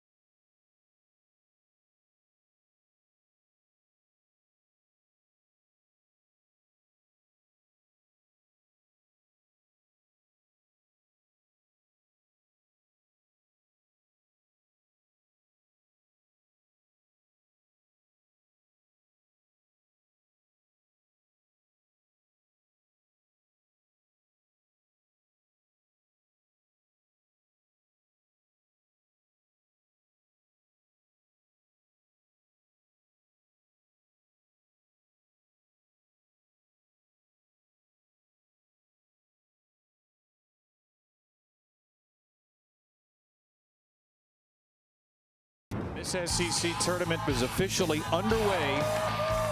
Crushes one. Just smash this. Throw the bat. And the drama continues. Hard to believe the conference tournament is just a little over a week away. It'll be the final season, at least for now, having the SEC tournament on campus. Kentucky hosting. In future years to come, it will be held at a neutral site in northern Alabama. Parker fielding a bunt to start the inning by Jaden Goodwin, not in time. And it is Goodwin's second time aboard today. First hit of the day against Parker. He came in to relieve Sidney Berzon in the third. Amanda Scarborough will be at the SEC tournament.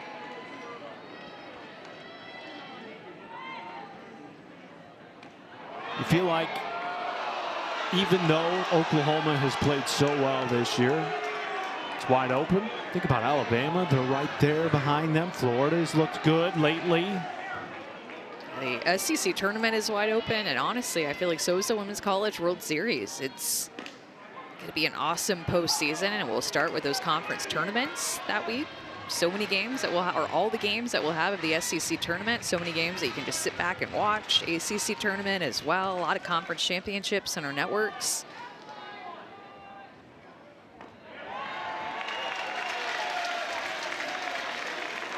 And I feel like, you know, with Oklahoma's pitching depth that they've shown lately and their offense, they have a great shot to make a run at that tournament. Made it the championship game last year. Unfortunately, between them and A&M, that championship game got rained out. We didn't get a chance to play it, so hopeful for better weather this year at the SEC tournament. Get to play that game.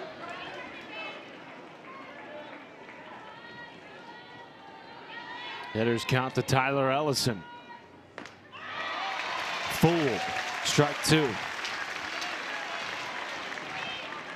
She does such a good job of disguising that 45, 47 mile an hour changeup that it can just tie hitters up. You're so worried about the changeup, and then she can blow it by you. Third strikeout of the day for Parker, 1 down.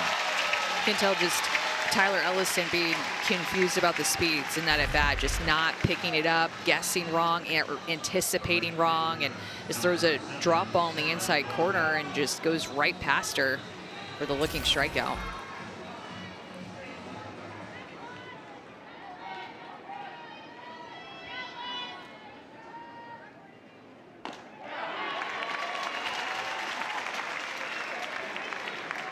Sarah Gordon represents the game-tying run.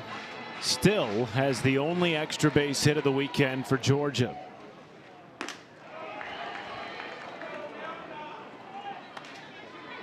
Hard to believe this team has been limited to just one, Amanda, when they're top 15 in the country in doubles coming into the day.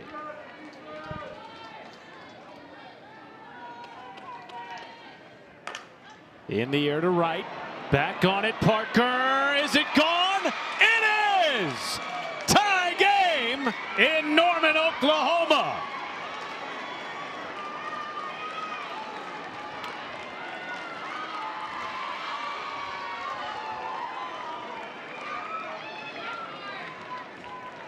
Sarah Gordon just threw her barrel to that outside pitch, and off the bat I thought that was just going to be an easy fly ball to right field. I mean, look at her get this outside pitch, just literally throws her barrel down to the outside corner and let that pitch travel, let Parker provide the power to that outside corner and just barely snuck it out of here. I mean, that ball in the air just kept going and going, and I think the wind blowing toward right field helped it get out of here and just out of the reach of Ella Parker out there in right field. That was an awesome shot to see just how close that was to her being able to rob it. You're right. On a normal day, that ball might not get out of here, but the flags have been blowing out to right field heavily all afternoon. And Sarah Gordon just changed the entire dynamic of this game, because before that, Amanda, it felt like Alyssa Parker was going to just cruise through this thing with a lead. Now we're tied at 5 in the top of the 5th with 1 down. Love the response. That response had been missing from Georgia in game 1 and game 2, just being able to punch right back. OU put up that 3 spot in the bottom of the 4th inning, and then now here Georgia comes with their own home run. You had just been talking about the lack of extra base hits. That's how you keep up with OU's offense. If they're going to swing it big, you have to swing it big too and be able to respond with a home run like that. The Jaden Goodwin bunt single is what got this rally started. Georgia not going away quietly. They have yet to be swept in an SEC series this year. And now Marissa Miller comes to the plate.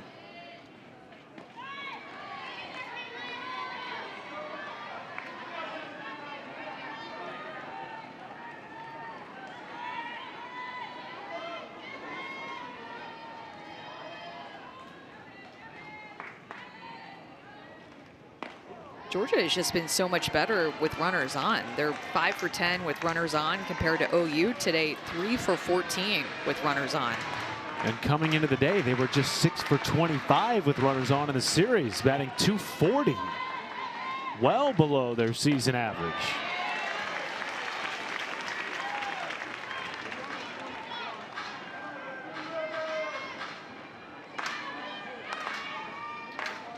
If nothing else, today has been a great show of fight from Georgia.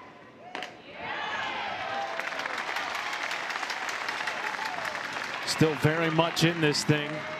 And the win still very much for the taking here in the 5th. 2-2 to Miller. It's a prime example right there of just managing the strike zone better. Something that Tony Baldwin talked about in his coach's interview in the 4th inning was that they were doing a better job of that in this game. Miller draws her 3rd walk of the day. And now the go-ahead run is aboard for Tony Baldwin's Georgia Bulldogs.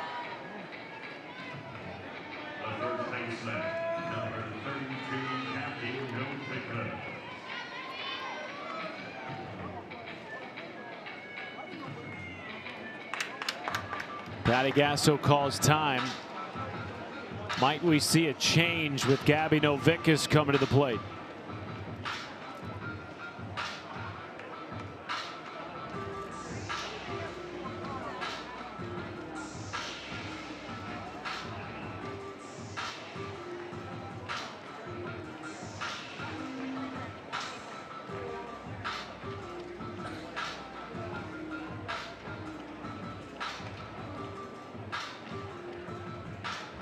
It appears we will.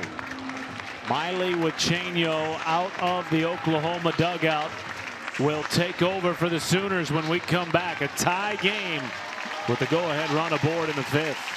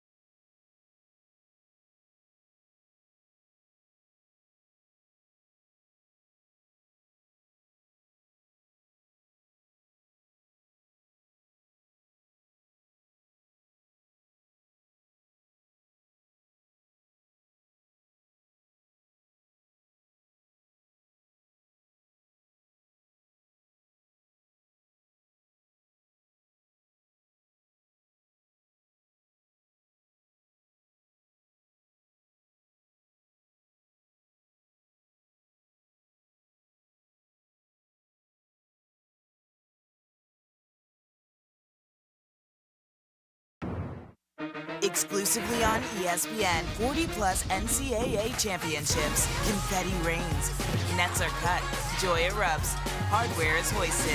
History happens here on ESPN, home of NCAA championships. First pitch swinging for Novickus against Miley Wichenio, who yesterday went the distance in a complete game victory for the first time since March 29th. Yeah, she looked really good. Only gave up 4 hits, had 6 strikeouts, 1 walk.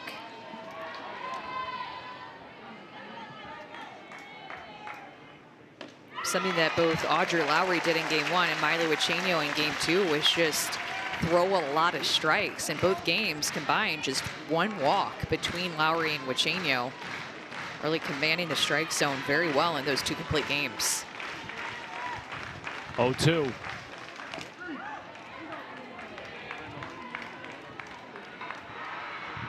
Remember, there were a lot of pop-ups for Georgia and strikeouts as well. That was the bulk of their outs, came via just kind of lazy, weak fly balls, and then strikeouts too for Wichenio. We'll see if they can make an adjustment to try to get on top of some pitches here against her and battle that rise ball that she throws.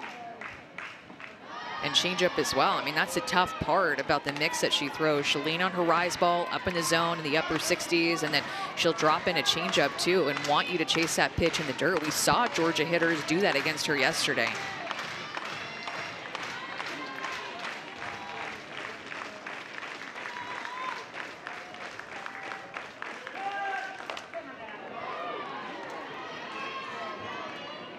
Novickus has 5 homers this year, the last on April 10th against Missouri. Freshman has had an excellent season. Tony Baldwin told us he expected to see her name in the top 25 Freshman of the Year watch list this week. Her name was left out.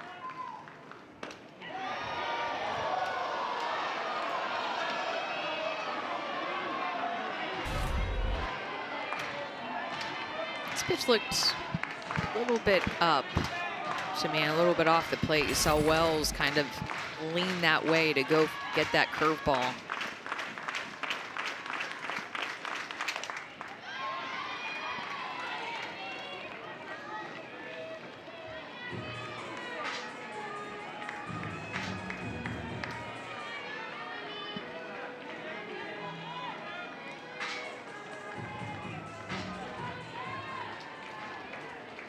Three hits in the series, including a run batted in for Novickas. Goes down looking here. 2 gone in the 5th. Great adjustment by Wachenio. We replayed that one curveball that was a little bit too high and off. Then she adjusted to get the strike called there. Better at the knees, maybe an inch or 2 more toward the plate to get the strike called against a Novickas. Great at bat there. 8-pitch battle. Ultimately won by Wachenio.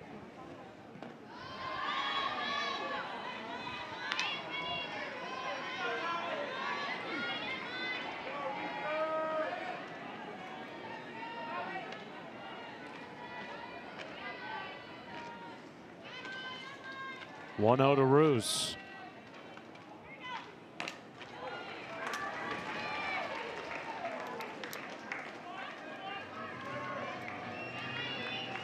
Saw Tony Baldwin talking to Roos over in the dugout when Wachenio was warming up and kind of motioning as if he was swinging, how yesterday she maybe had a tendency to get underneath some pitches and wanting her to be able to get on top of some with her bat path like that.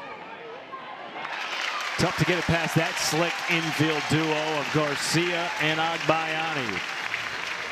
But Sarah Gordon uses the win to manage to tie this at 5. And Georgia needed this response. Oklahoma scored 3, Georgia scores 2, punches right back, and we are all tied up because of Sarah Gordon's 10th home run of the season.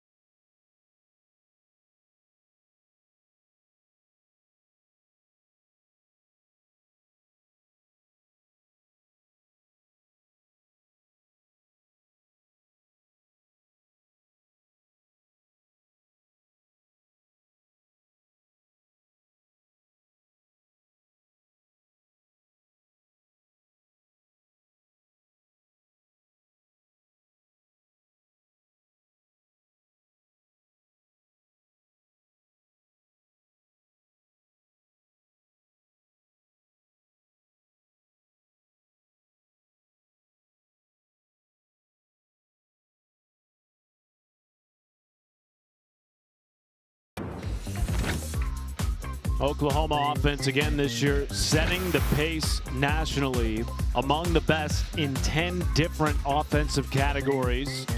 Of course, the home run record they've already broken. They're on pace for Division I single season best in a handful of categories. And of course, freshman Kendall Wells has already broken the single season freshman record, needs 2 more to break the all-time single season record held for the last 30 years by Laura Espinoza. That pace has dropped off a little bit, and you kind of expect that with the great competition in SEC play, but versus non-conference teams, they're hitting 447 this year. Against SEC teams, 333. So batting average against SEC opponents drops over 100 points. Their home runs per game also drop, which again is expected because the SEC is the best conference in the country. So you're facing weekend in, weekend out, a ranked opponent, top 10, top 5 opponent, and they're just scouting you versus opposed to tournaments that they play in February and early March. you're scouting so many different teams. Now when you go into a weekend, you're just scouting this one offense that you're going to throw against and find all their weaknesses. Randy Rolling back in the circle, pitching in a tie game. Taking on Lexi McDaniel, pinch hitting for Cassidy Pickering. McDaniel 3 hits in the series, riding a 3-game hitting streak.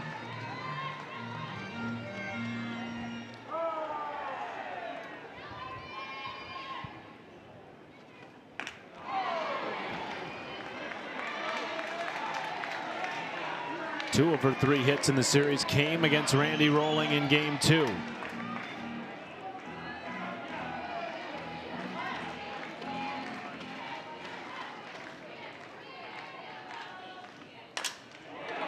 Flared in center, back on it to make the catch. Roos, 1 down.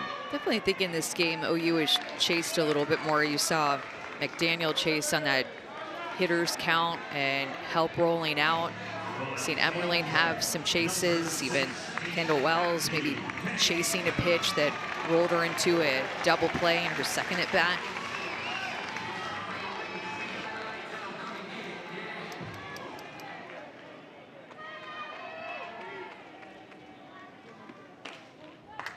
That little shuffle through the box. Abby Dayton, a slapper all growing up, showing that she was in the back of the box and then kind of shuffled forward to do more of a full swing. That was not necessarily a slap. Just showing something different. Now she'll just stay feet put in the back of the box, just giving these defenders something a little different.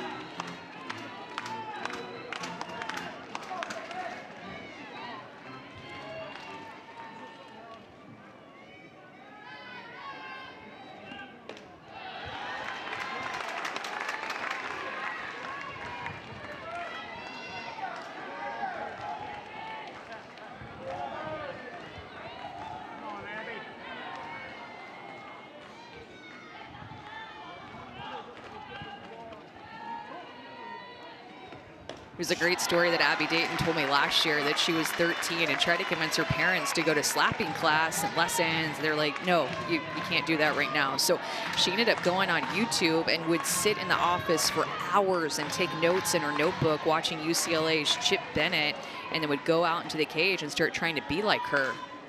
And so finally she was working so hard at slapping and putting in the time. They saw her working in the cages like that, and like, okay, you can go to slapping classes now. But she earned that trust of her parents that this was something that she was actually interested in doing by putting the time, effort, and energy to studying one of the greats, Chip Bennett. Switched from righty to lefty as a 13-year-old. And interestingly, Amanda, of course, went to Utah out of high school, was coached there by DJ Gasso. Patty's son, who's now the hitting coach at Arkansas, told us last year that she didn't know how to really hit the ball until working with DJ Gasso. Well, and so invested, Matt, that her dad had her do FFA, and she raised pigs, and that allowed her to pay for lessons. So made money in order to contribute to be able to pay for lessons, and they just meant so much to her. She said they meant even more to her to go to lessons because she earned the money to be able to pay for them to do it.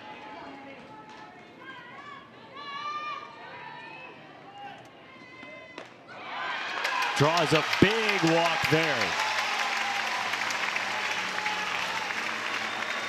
Second of the day for Abby Dayton, who was part of Future Farmers of America, FFA. Now on first base as the go-ahead run.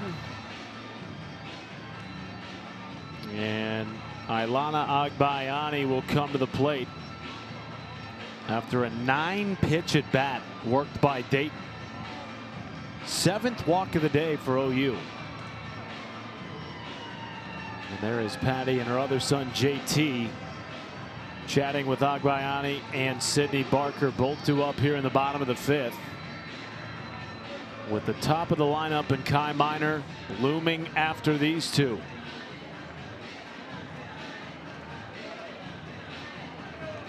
OU in the midst of a 4-game win streak.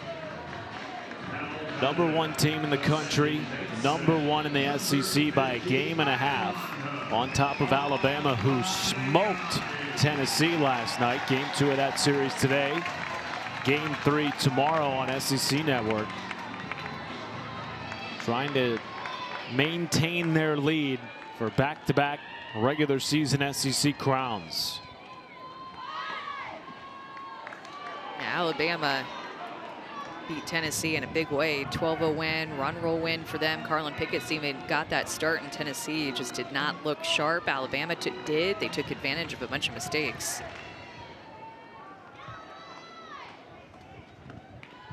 Boy, that beandog by Ani. And now she'll go up to first.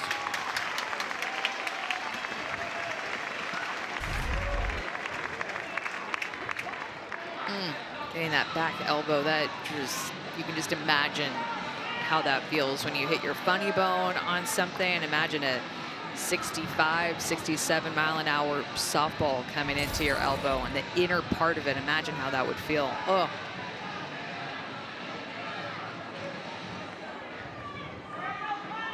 Not good.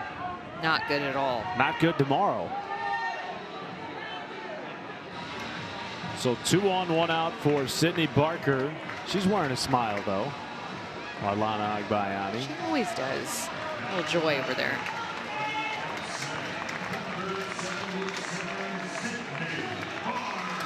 Barker's 2 flyouts have both been to right field.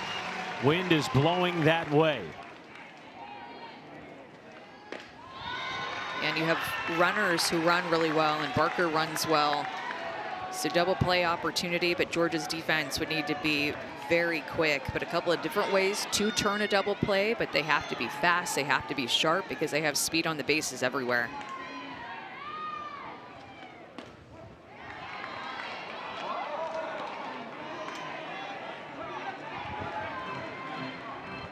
Took over at third base for Nelly McEnroe Marinas this year after the star in the hot corner tore her ACL. And when she took over at third base, Patty Gasso told her, look, I just want you to focus on defense. Whatever you give us at the plate is the cherry on top. She has exceeded expectations offensively, however, batting .276.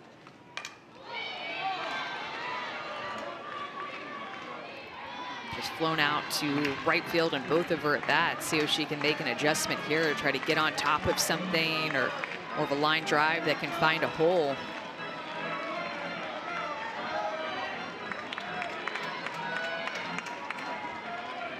Go ahead run at second base. 2-2 count. Fought that one off. It was upstairs. And the count stays at 2 apiece.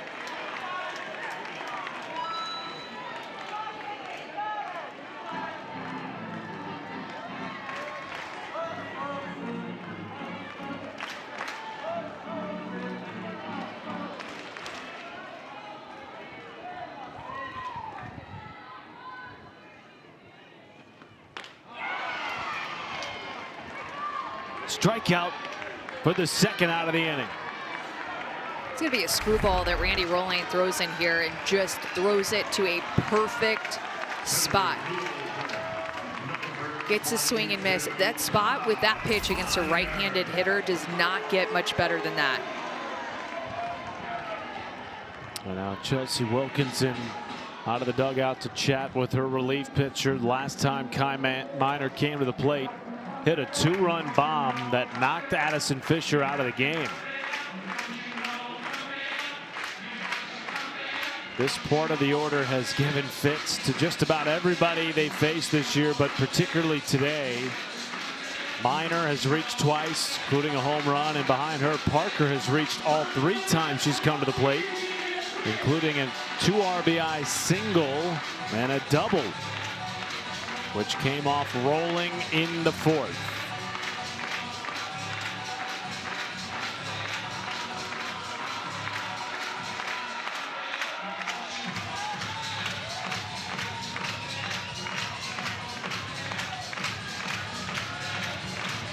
Minor batting .425 with runners in scoring position as the go-ahead run at second base.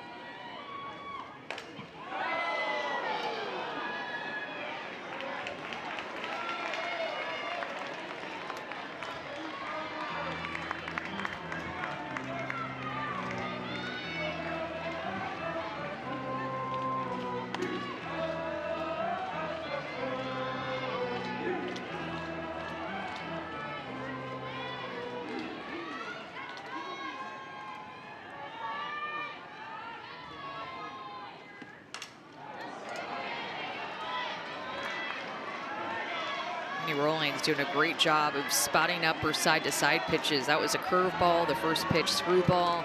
Struck out Sydney Barker on that screwball. She's throwing those pitches at a really good height in this game. Needs to keep it there or even a little bit lower, and if you go up, it has to be up.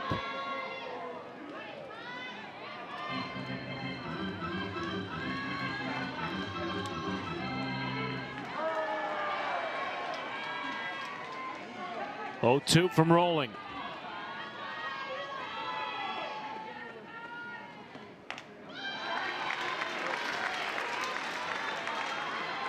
It's a good miss. See if you can get Kai Minor to chase that pitch with 2 strikes. A freshman who oftentimes like to chase, get themselves out, but a good take by Minor to not chase that pitch out off the plate.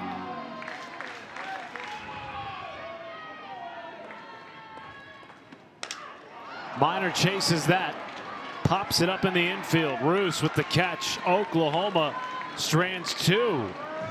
Georgia has an opportunity to regain the lead when we return.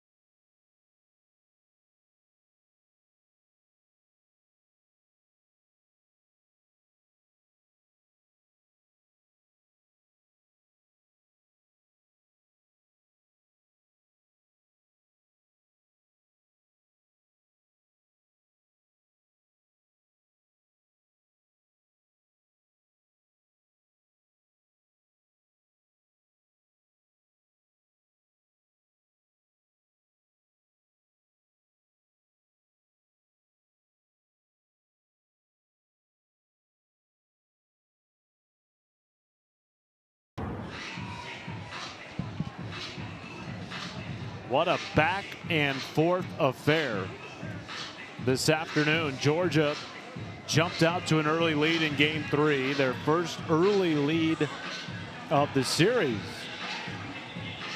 Oklahoma strikes back, takes the lead. Georgia responds with a 2-run homer by Sarah Gordon. We are tied at 5, entering the 6th. Sooners have used 4 different pitchers. They sent Miley with Chenio back into the circle after she came in to relieve Alyssa Parker in the 5th. 1 pitch, 1 out.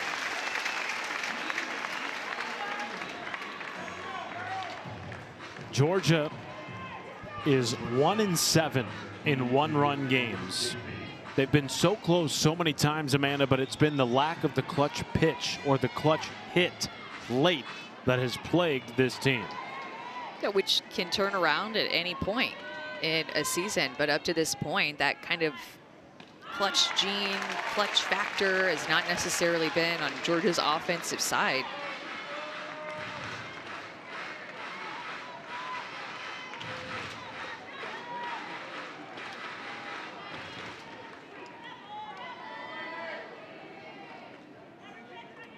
6 of Georgia's last 8 losses have been by 2 runs or less, including game 2 yesterday against Oklahoma, falling 3-1.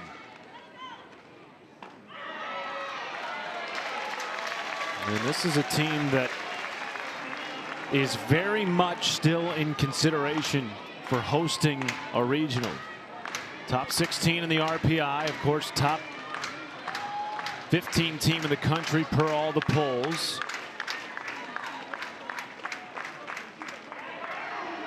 A win today to avoid not only an SEC sweep, but to beat the #1 team in the country.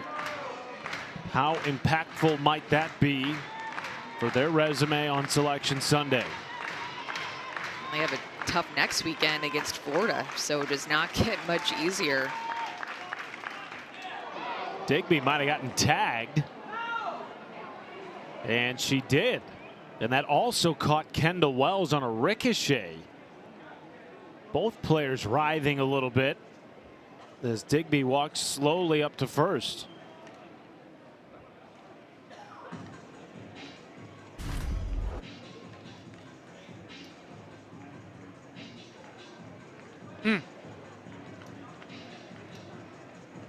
Caught Wells, it looked like in the gut almost. Yeah, it did. They're right. The left side of her upper body there just past her pad, and then for Digby, I think that's somewhere on her wrist, her hand. Yeah. Both head coaches out looking at their respective players. And home plate umpire going to give these players a little bit extra time just to shake it off. Robert Gonzalez behind the plate today.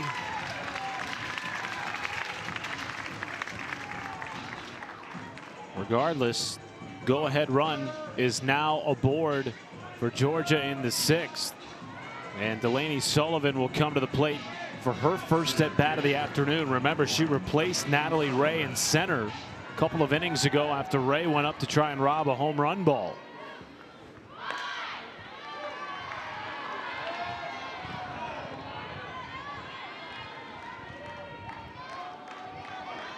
Sullivan this year has been a starter at times, though this is her first at bat of the series. She's so fast. I would lean into her short game here.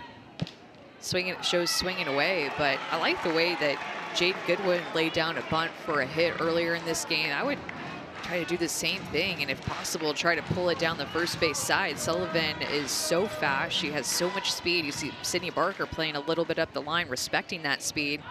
Here she shows it.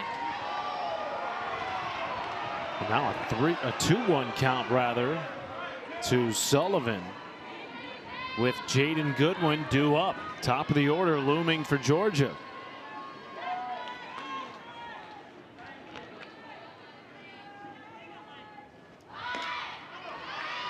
Three and one to Sullivan.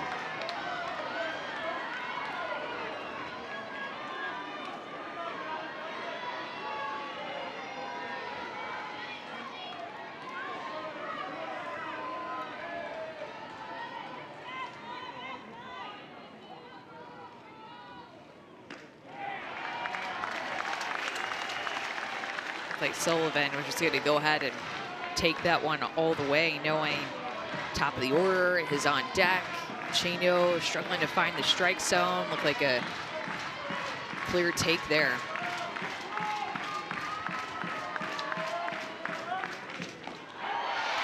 Rung up looking. Sullivan taking all the way. And Wichenio battles back from down 3-1, second out of the 6th. The last 3 strikeouts for Georgia have all been looking. So Jen Rocha mixing things up. Wichenio throwing that screwball in the outside corner and getting a little bit off the plate, getting the call for an important second out with the top of the order up for Georgia. You mentioned the Dogs hitting much better today with runners aboard. Jaden Goodwin has hit .463 this year with runners on. Down in the count, 0-1. Goodwin right side, gets off the foot of Emmerling, and wisely going first to third, Digby. go-ahead run just 60 feet away.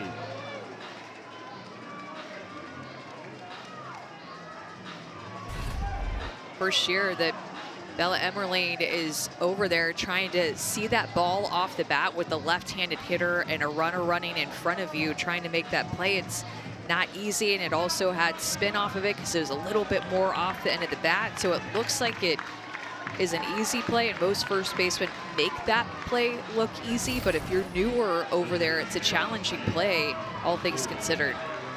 Was the primary starting catcher last year for Oklahoma. And now runners at the corners for Tyler Ellison. And that will go down as an error on Emerling, by the way. Just, it's a right call, but a lot of factors to consider.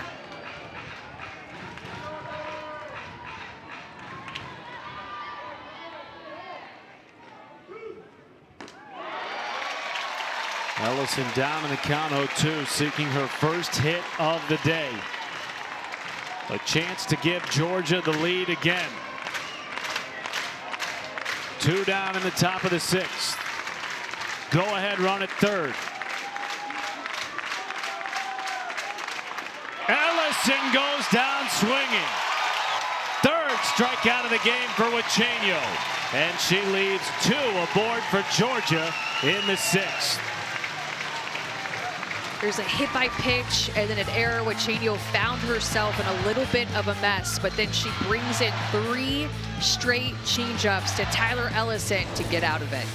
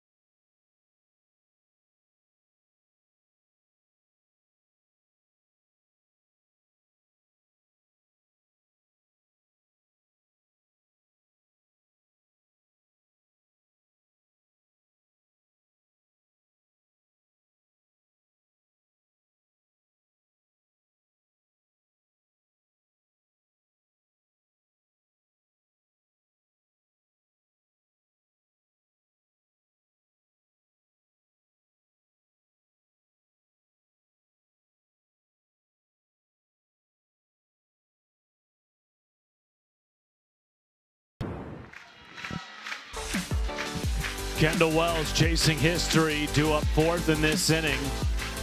1 home run away from tying a record that has stood since 1995, which was Patty Gasso's first season as the head coach, their last season in the Big 8 Conference, and at the time they had 0 conference titles and no appearances in Oklahoma City.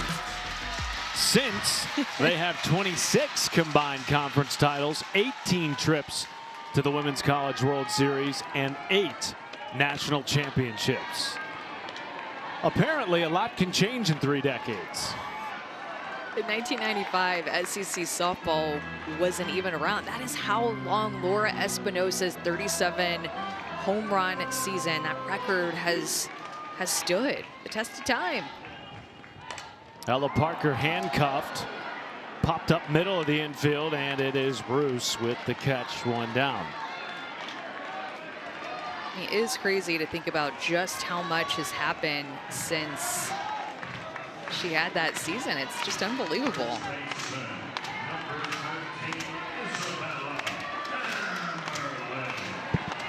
Bella Emerling digs in with 1 down and the base is empty. Takes the first pitch in the dirt from Randy Rowling. It's going to be important for Bella Emerling not to chase in this at bat. It's exactly what Randy Rowland wants her to do, and Chelsea Wilkinson, the pitch caller for Georgia, want her to do. Ground ball to short, slung across her body by Digby, 2 down. It's a big out right there with how big Emmerling swings and her ability to change the game, and with one swing. Not out of it yet, with more home run hitters potentially coming up in this inning, including Gabby Garcia, who hit 2 just on Friday night. Back-to-back 20 home run seasons for the sophomore. Has reached all 3 times she's come to the plate today. Looks at strike 1.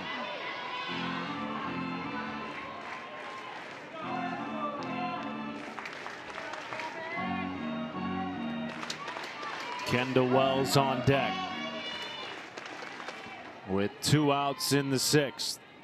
Tied at 5. 1-1 count to Garcia.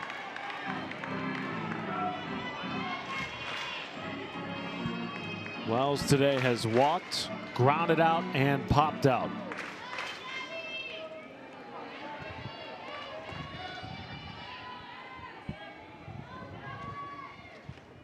Garcia to right field. Gone!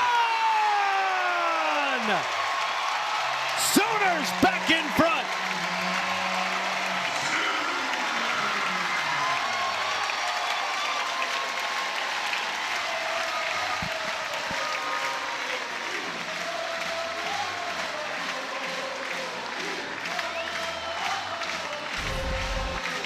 Look at her get her hands to this pitch, up and in. Rise ball that just isn't up enough, and she just turns on it. She's not leaning out over the plate looking for something away like we've seen her do early in this series. She stays more tall, gets her barrel there, so quick to the inside corner. Knew it off the bat, and so did this crowd. Gabby Garcia gives OU the lead. And now Kendall Wells. 1 home run away from tying Laura Espinosa's record of 37. She has homered in 11 of her last 14 games.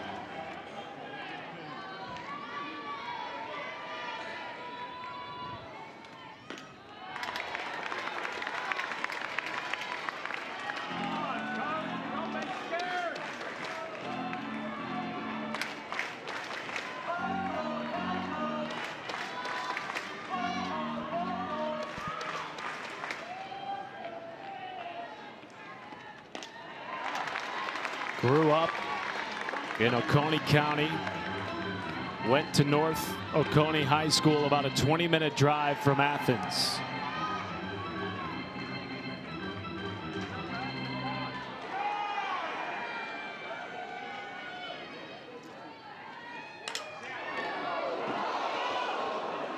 Family in attendance.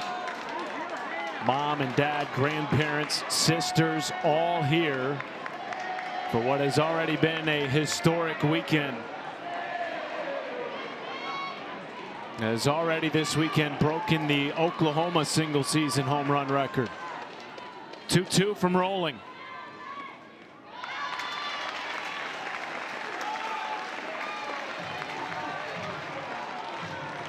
Three strikeouts in this series for Wells. A couple of home runs mixed in there.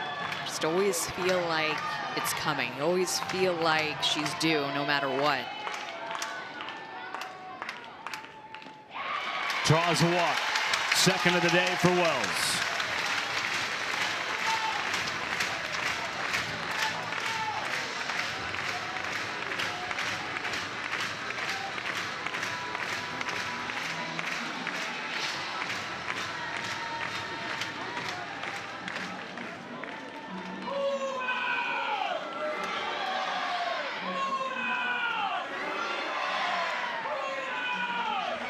The Oklahoma offense has been gritty today. Got down 3-0 to start the game.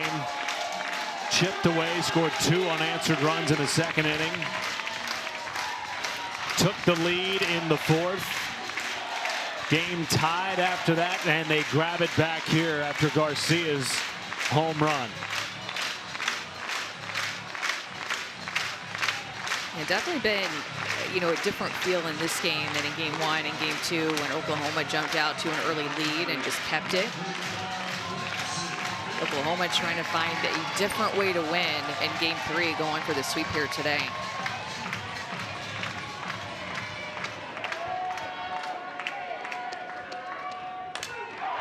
Lexi McDaniel, right back at you.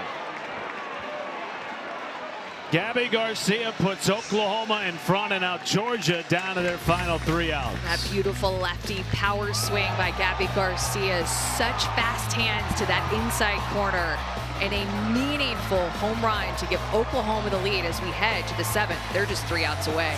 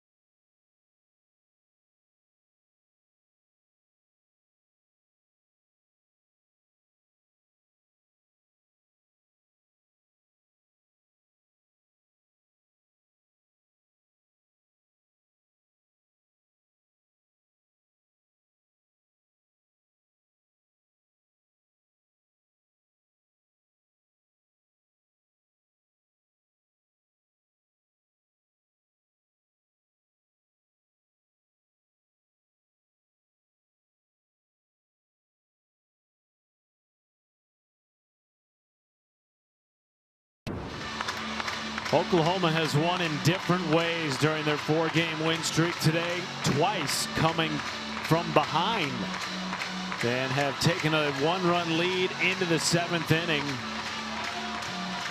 Maile Uchenyo, the 4th pitcher used in this game. Had a complete game victory earlier in the series, trying to close out Georgia for the series sweep and keep Georgia from beating their first #1 team since 2021. Sarah Gordon leads it off. Homered in her last at bat in the 5th. And still has the lone 2 extra base hits in the series for Georgia.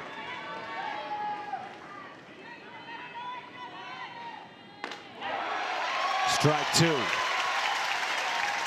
I think that this is the best that Maile Uchenyo has looked since coming to Oklahoma. You can tell that she's just getting stronger and stronger as the season has gone on.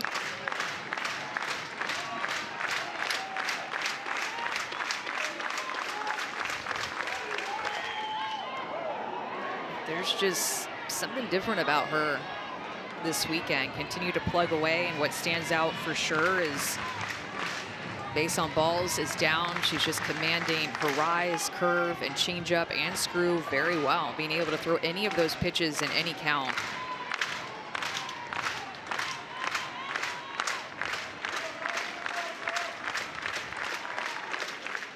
Oh, 2 strikeout. And the throw from Wells to complete it. 4th of the day for Uchenyo in relief. That changeup in the dirt, she's been so good at locating and getting chases at, and pitchers count 0-2, 1-2 counts, gets the chase.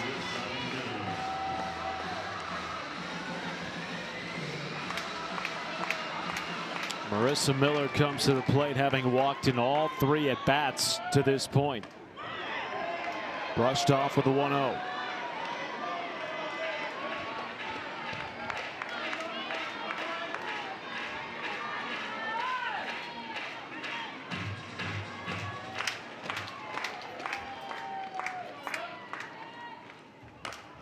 1-0, shoots it into right field. And the game-tying run is aboard for Georgia in the 7th.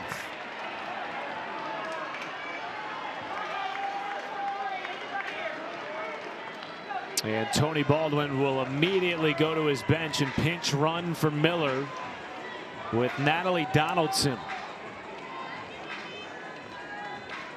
Gabby Novickus due up. Has singled today.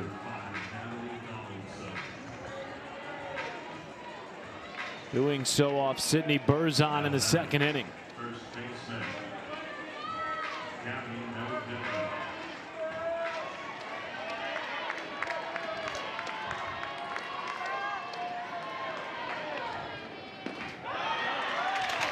One of 5 Bulldog hitters batting at or near 400 this year.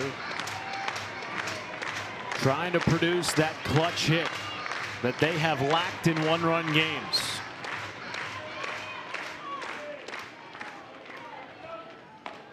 Oh, 1 to second. Agbayani going for the lead runner. They get Donaldson. 2 down. It's so fundamentally sound, and there are some second basemen that are scared to try to make that throw on that play. That ground ball is taking them more to the first base side. It's the easy way out is just to go one with that, but that would be the game-tying run moving into scoring position in that situation. So Agbayani, knowing that, works very well with Gabby Garcia. Might just go down as a fielder's choice, but that decision and trust to make that play is huge. And now Molly Mitchell will come in to pinch run at first base for Novickus as Kirsten Roos comes to the plate for the Dogs.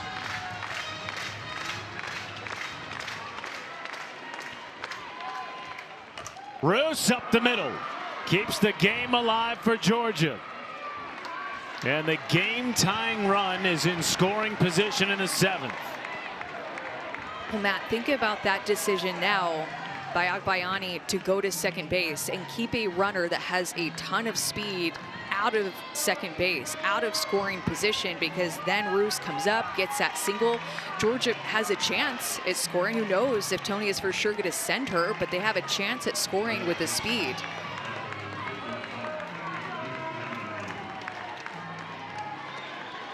Bailey Lindemuth has 3 hits in the series. Looks at strike 1. At this point, if I'm with Shane Yo and the pitch caller Jen Rocha, I don't really want to throw that changeup as much anymore. Both the hits in this inning have come off of the changeup. See if you can get Georgia get jammed up, tied up with their hands on something harder. Lindemuth up the middle. Tagged at second base by Garcia. And Oklahoma completes the sweep of Georgia.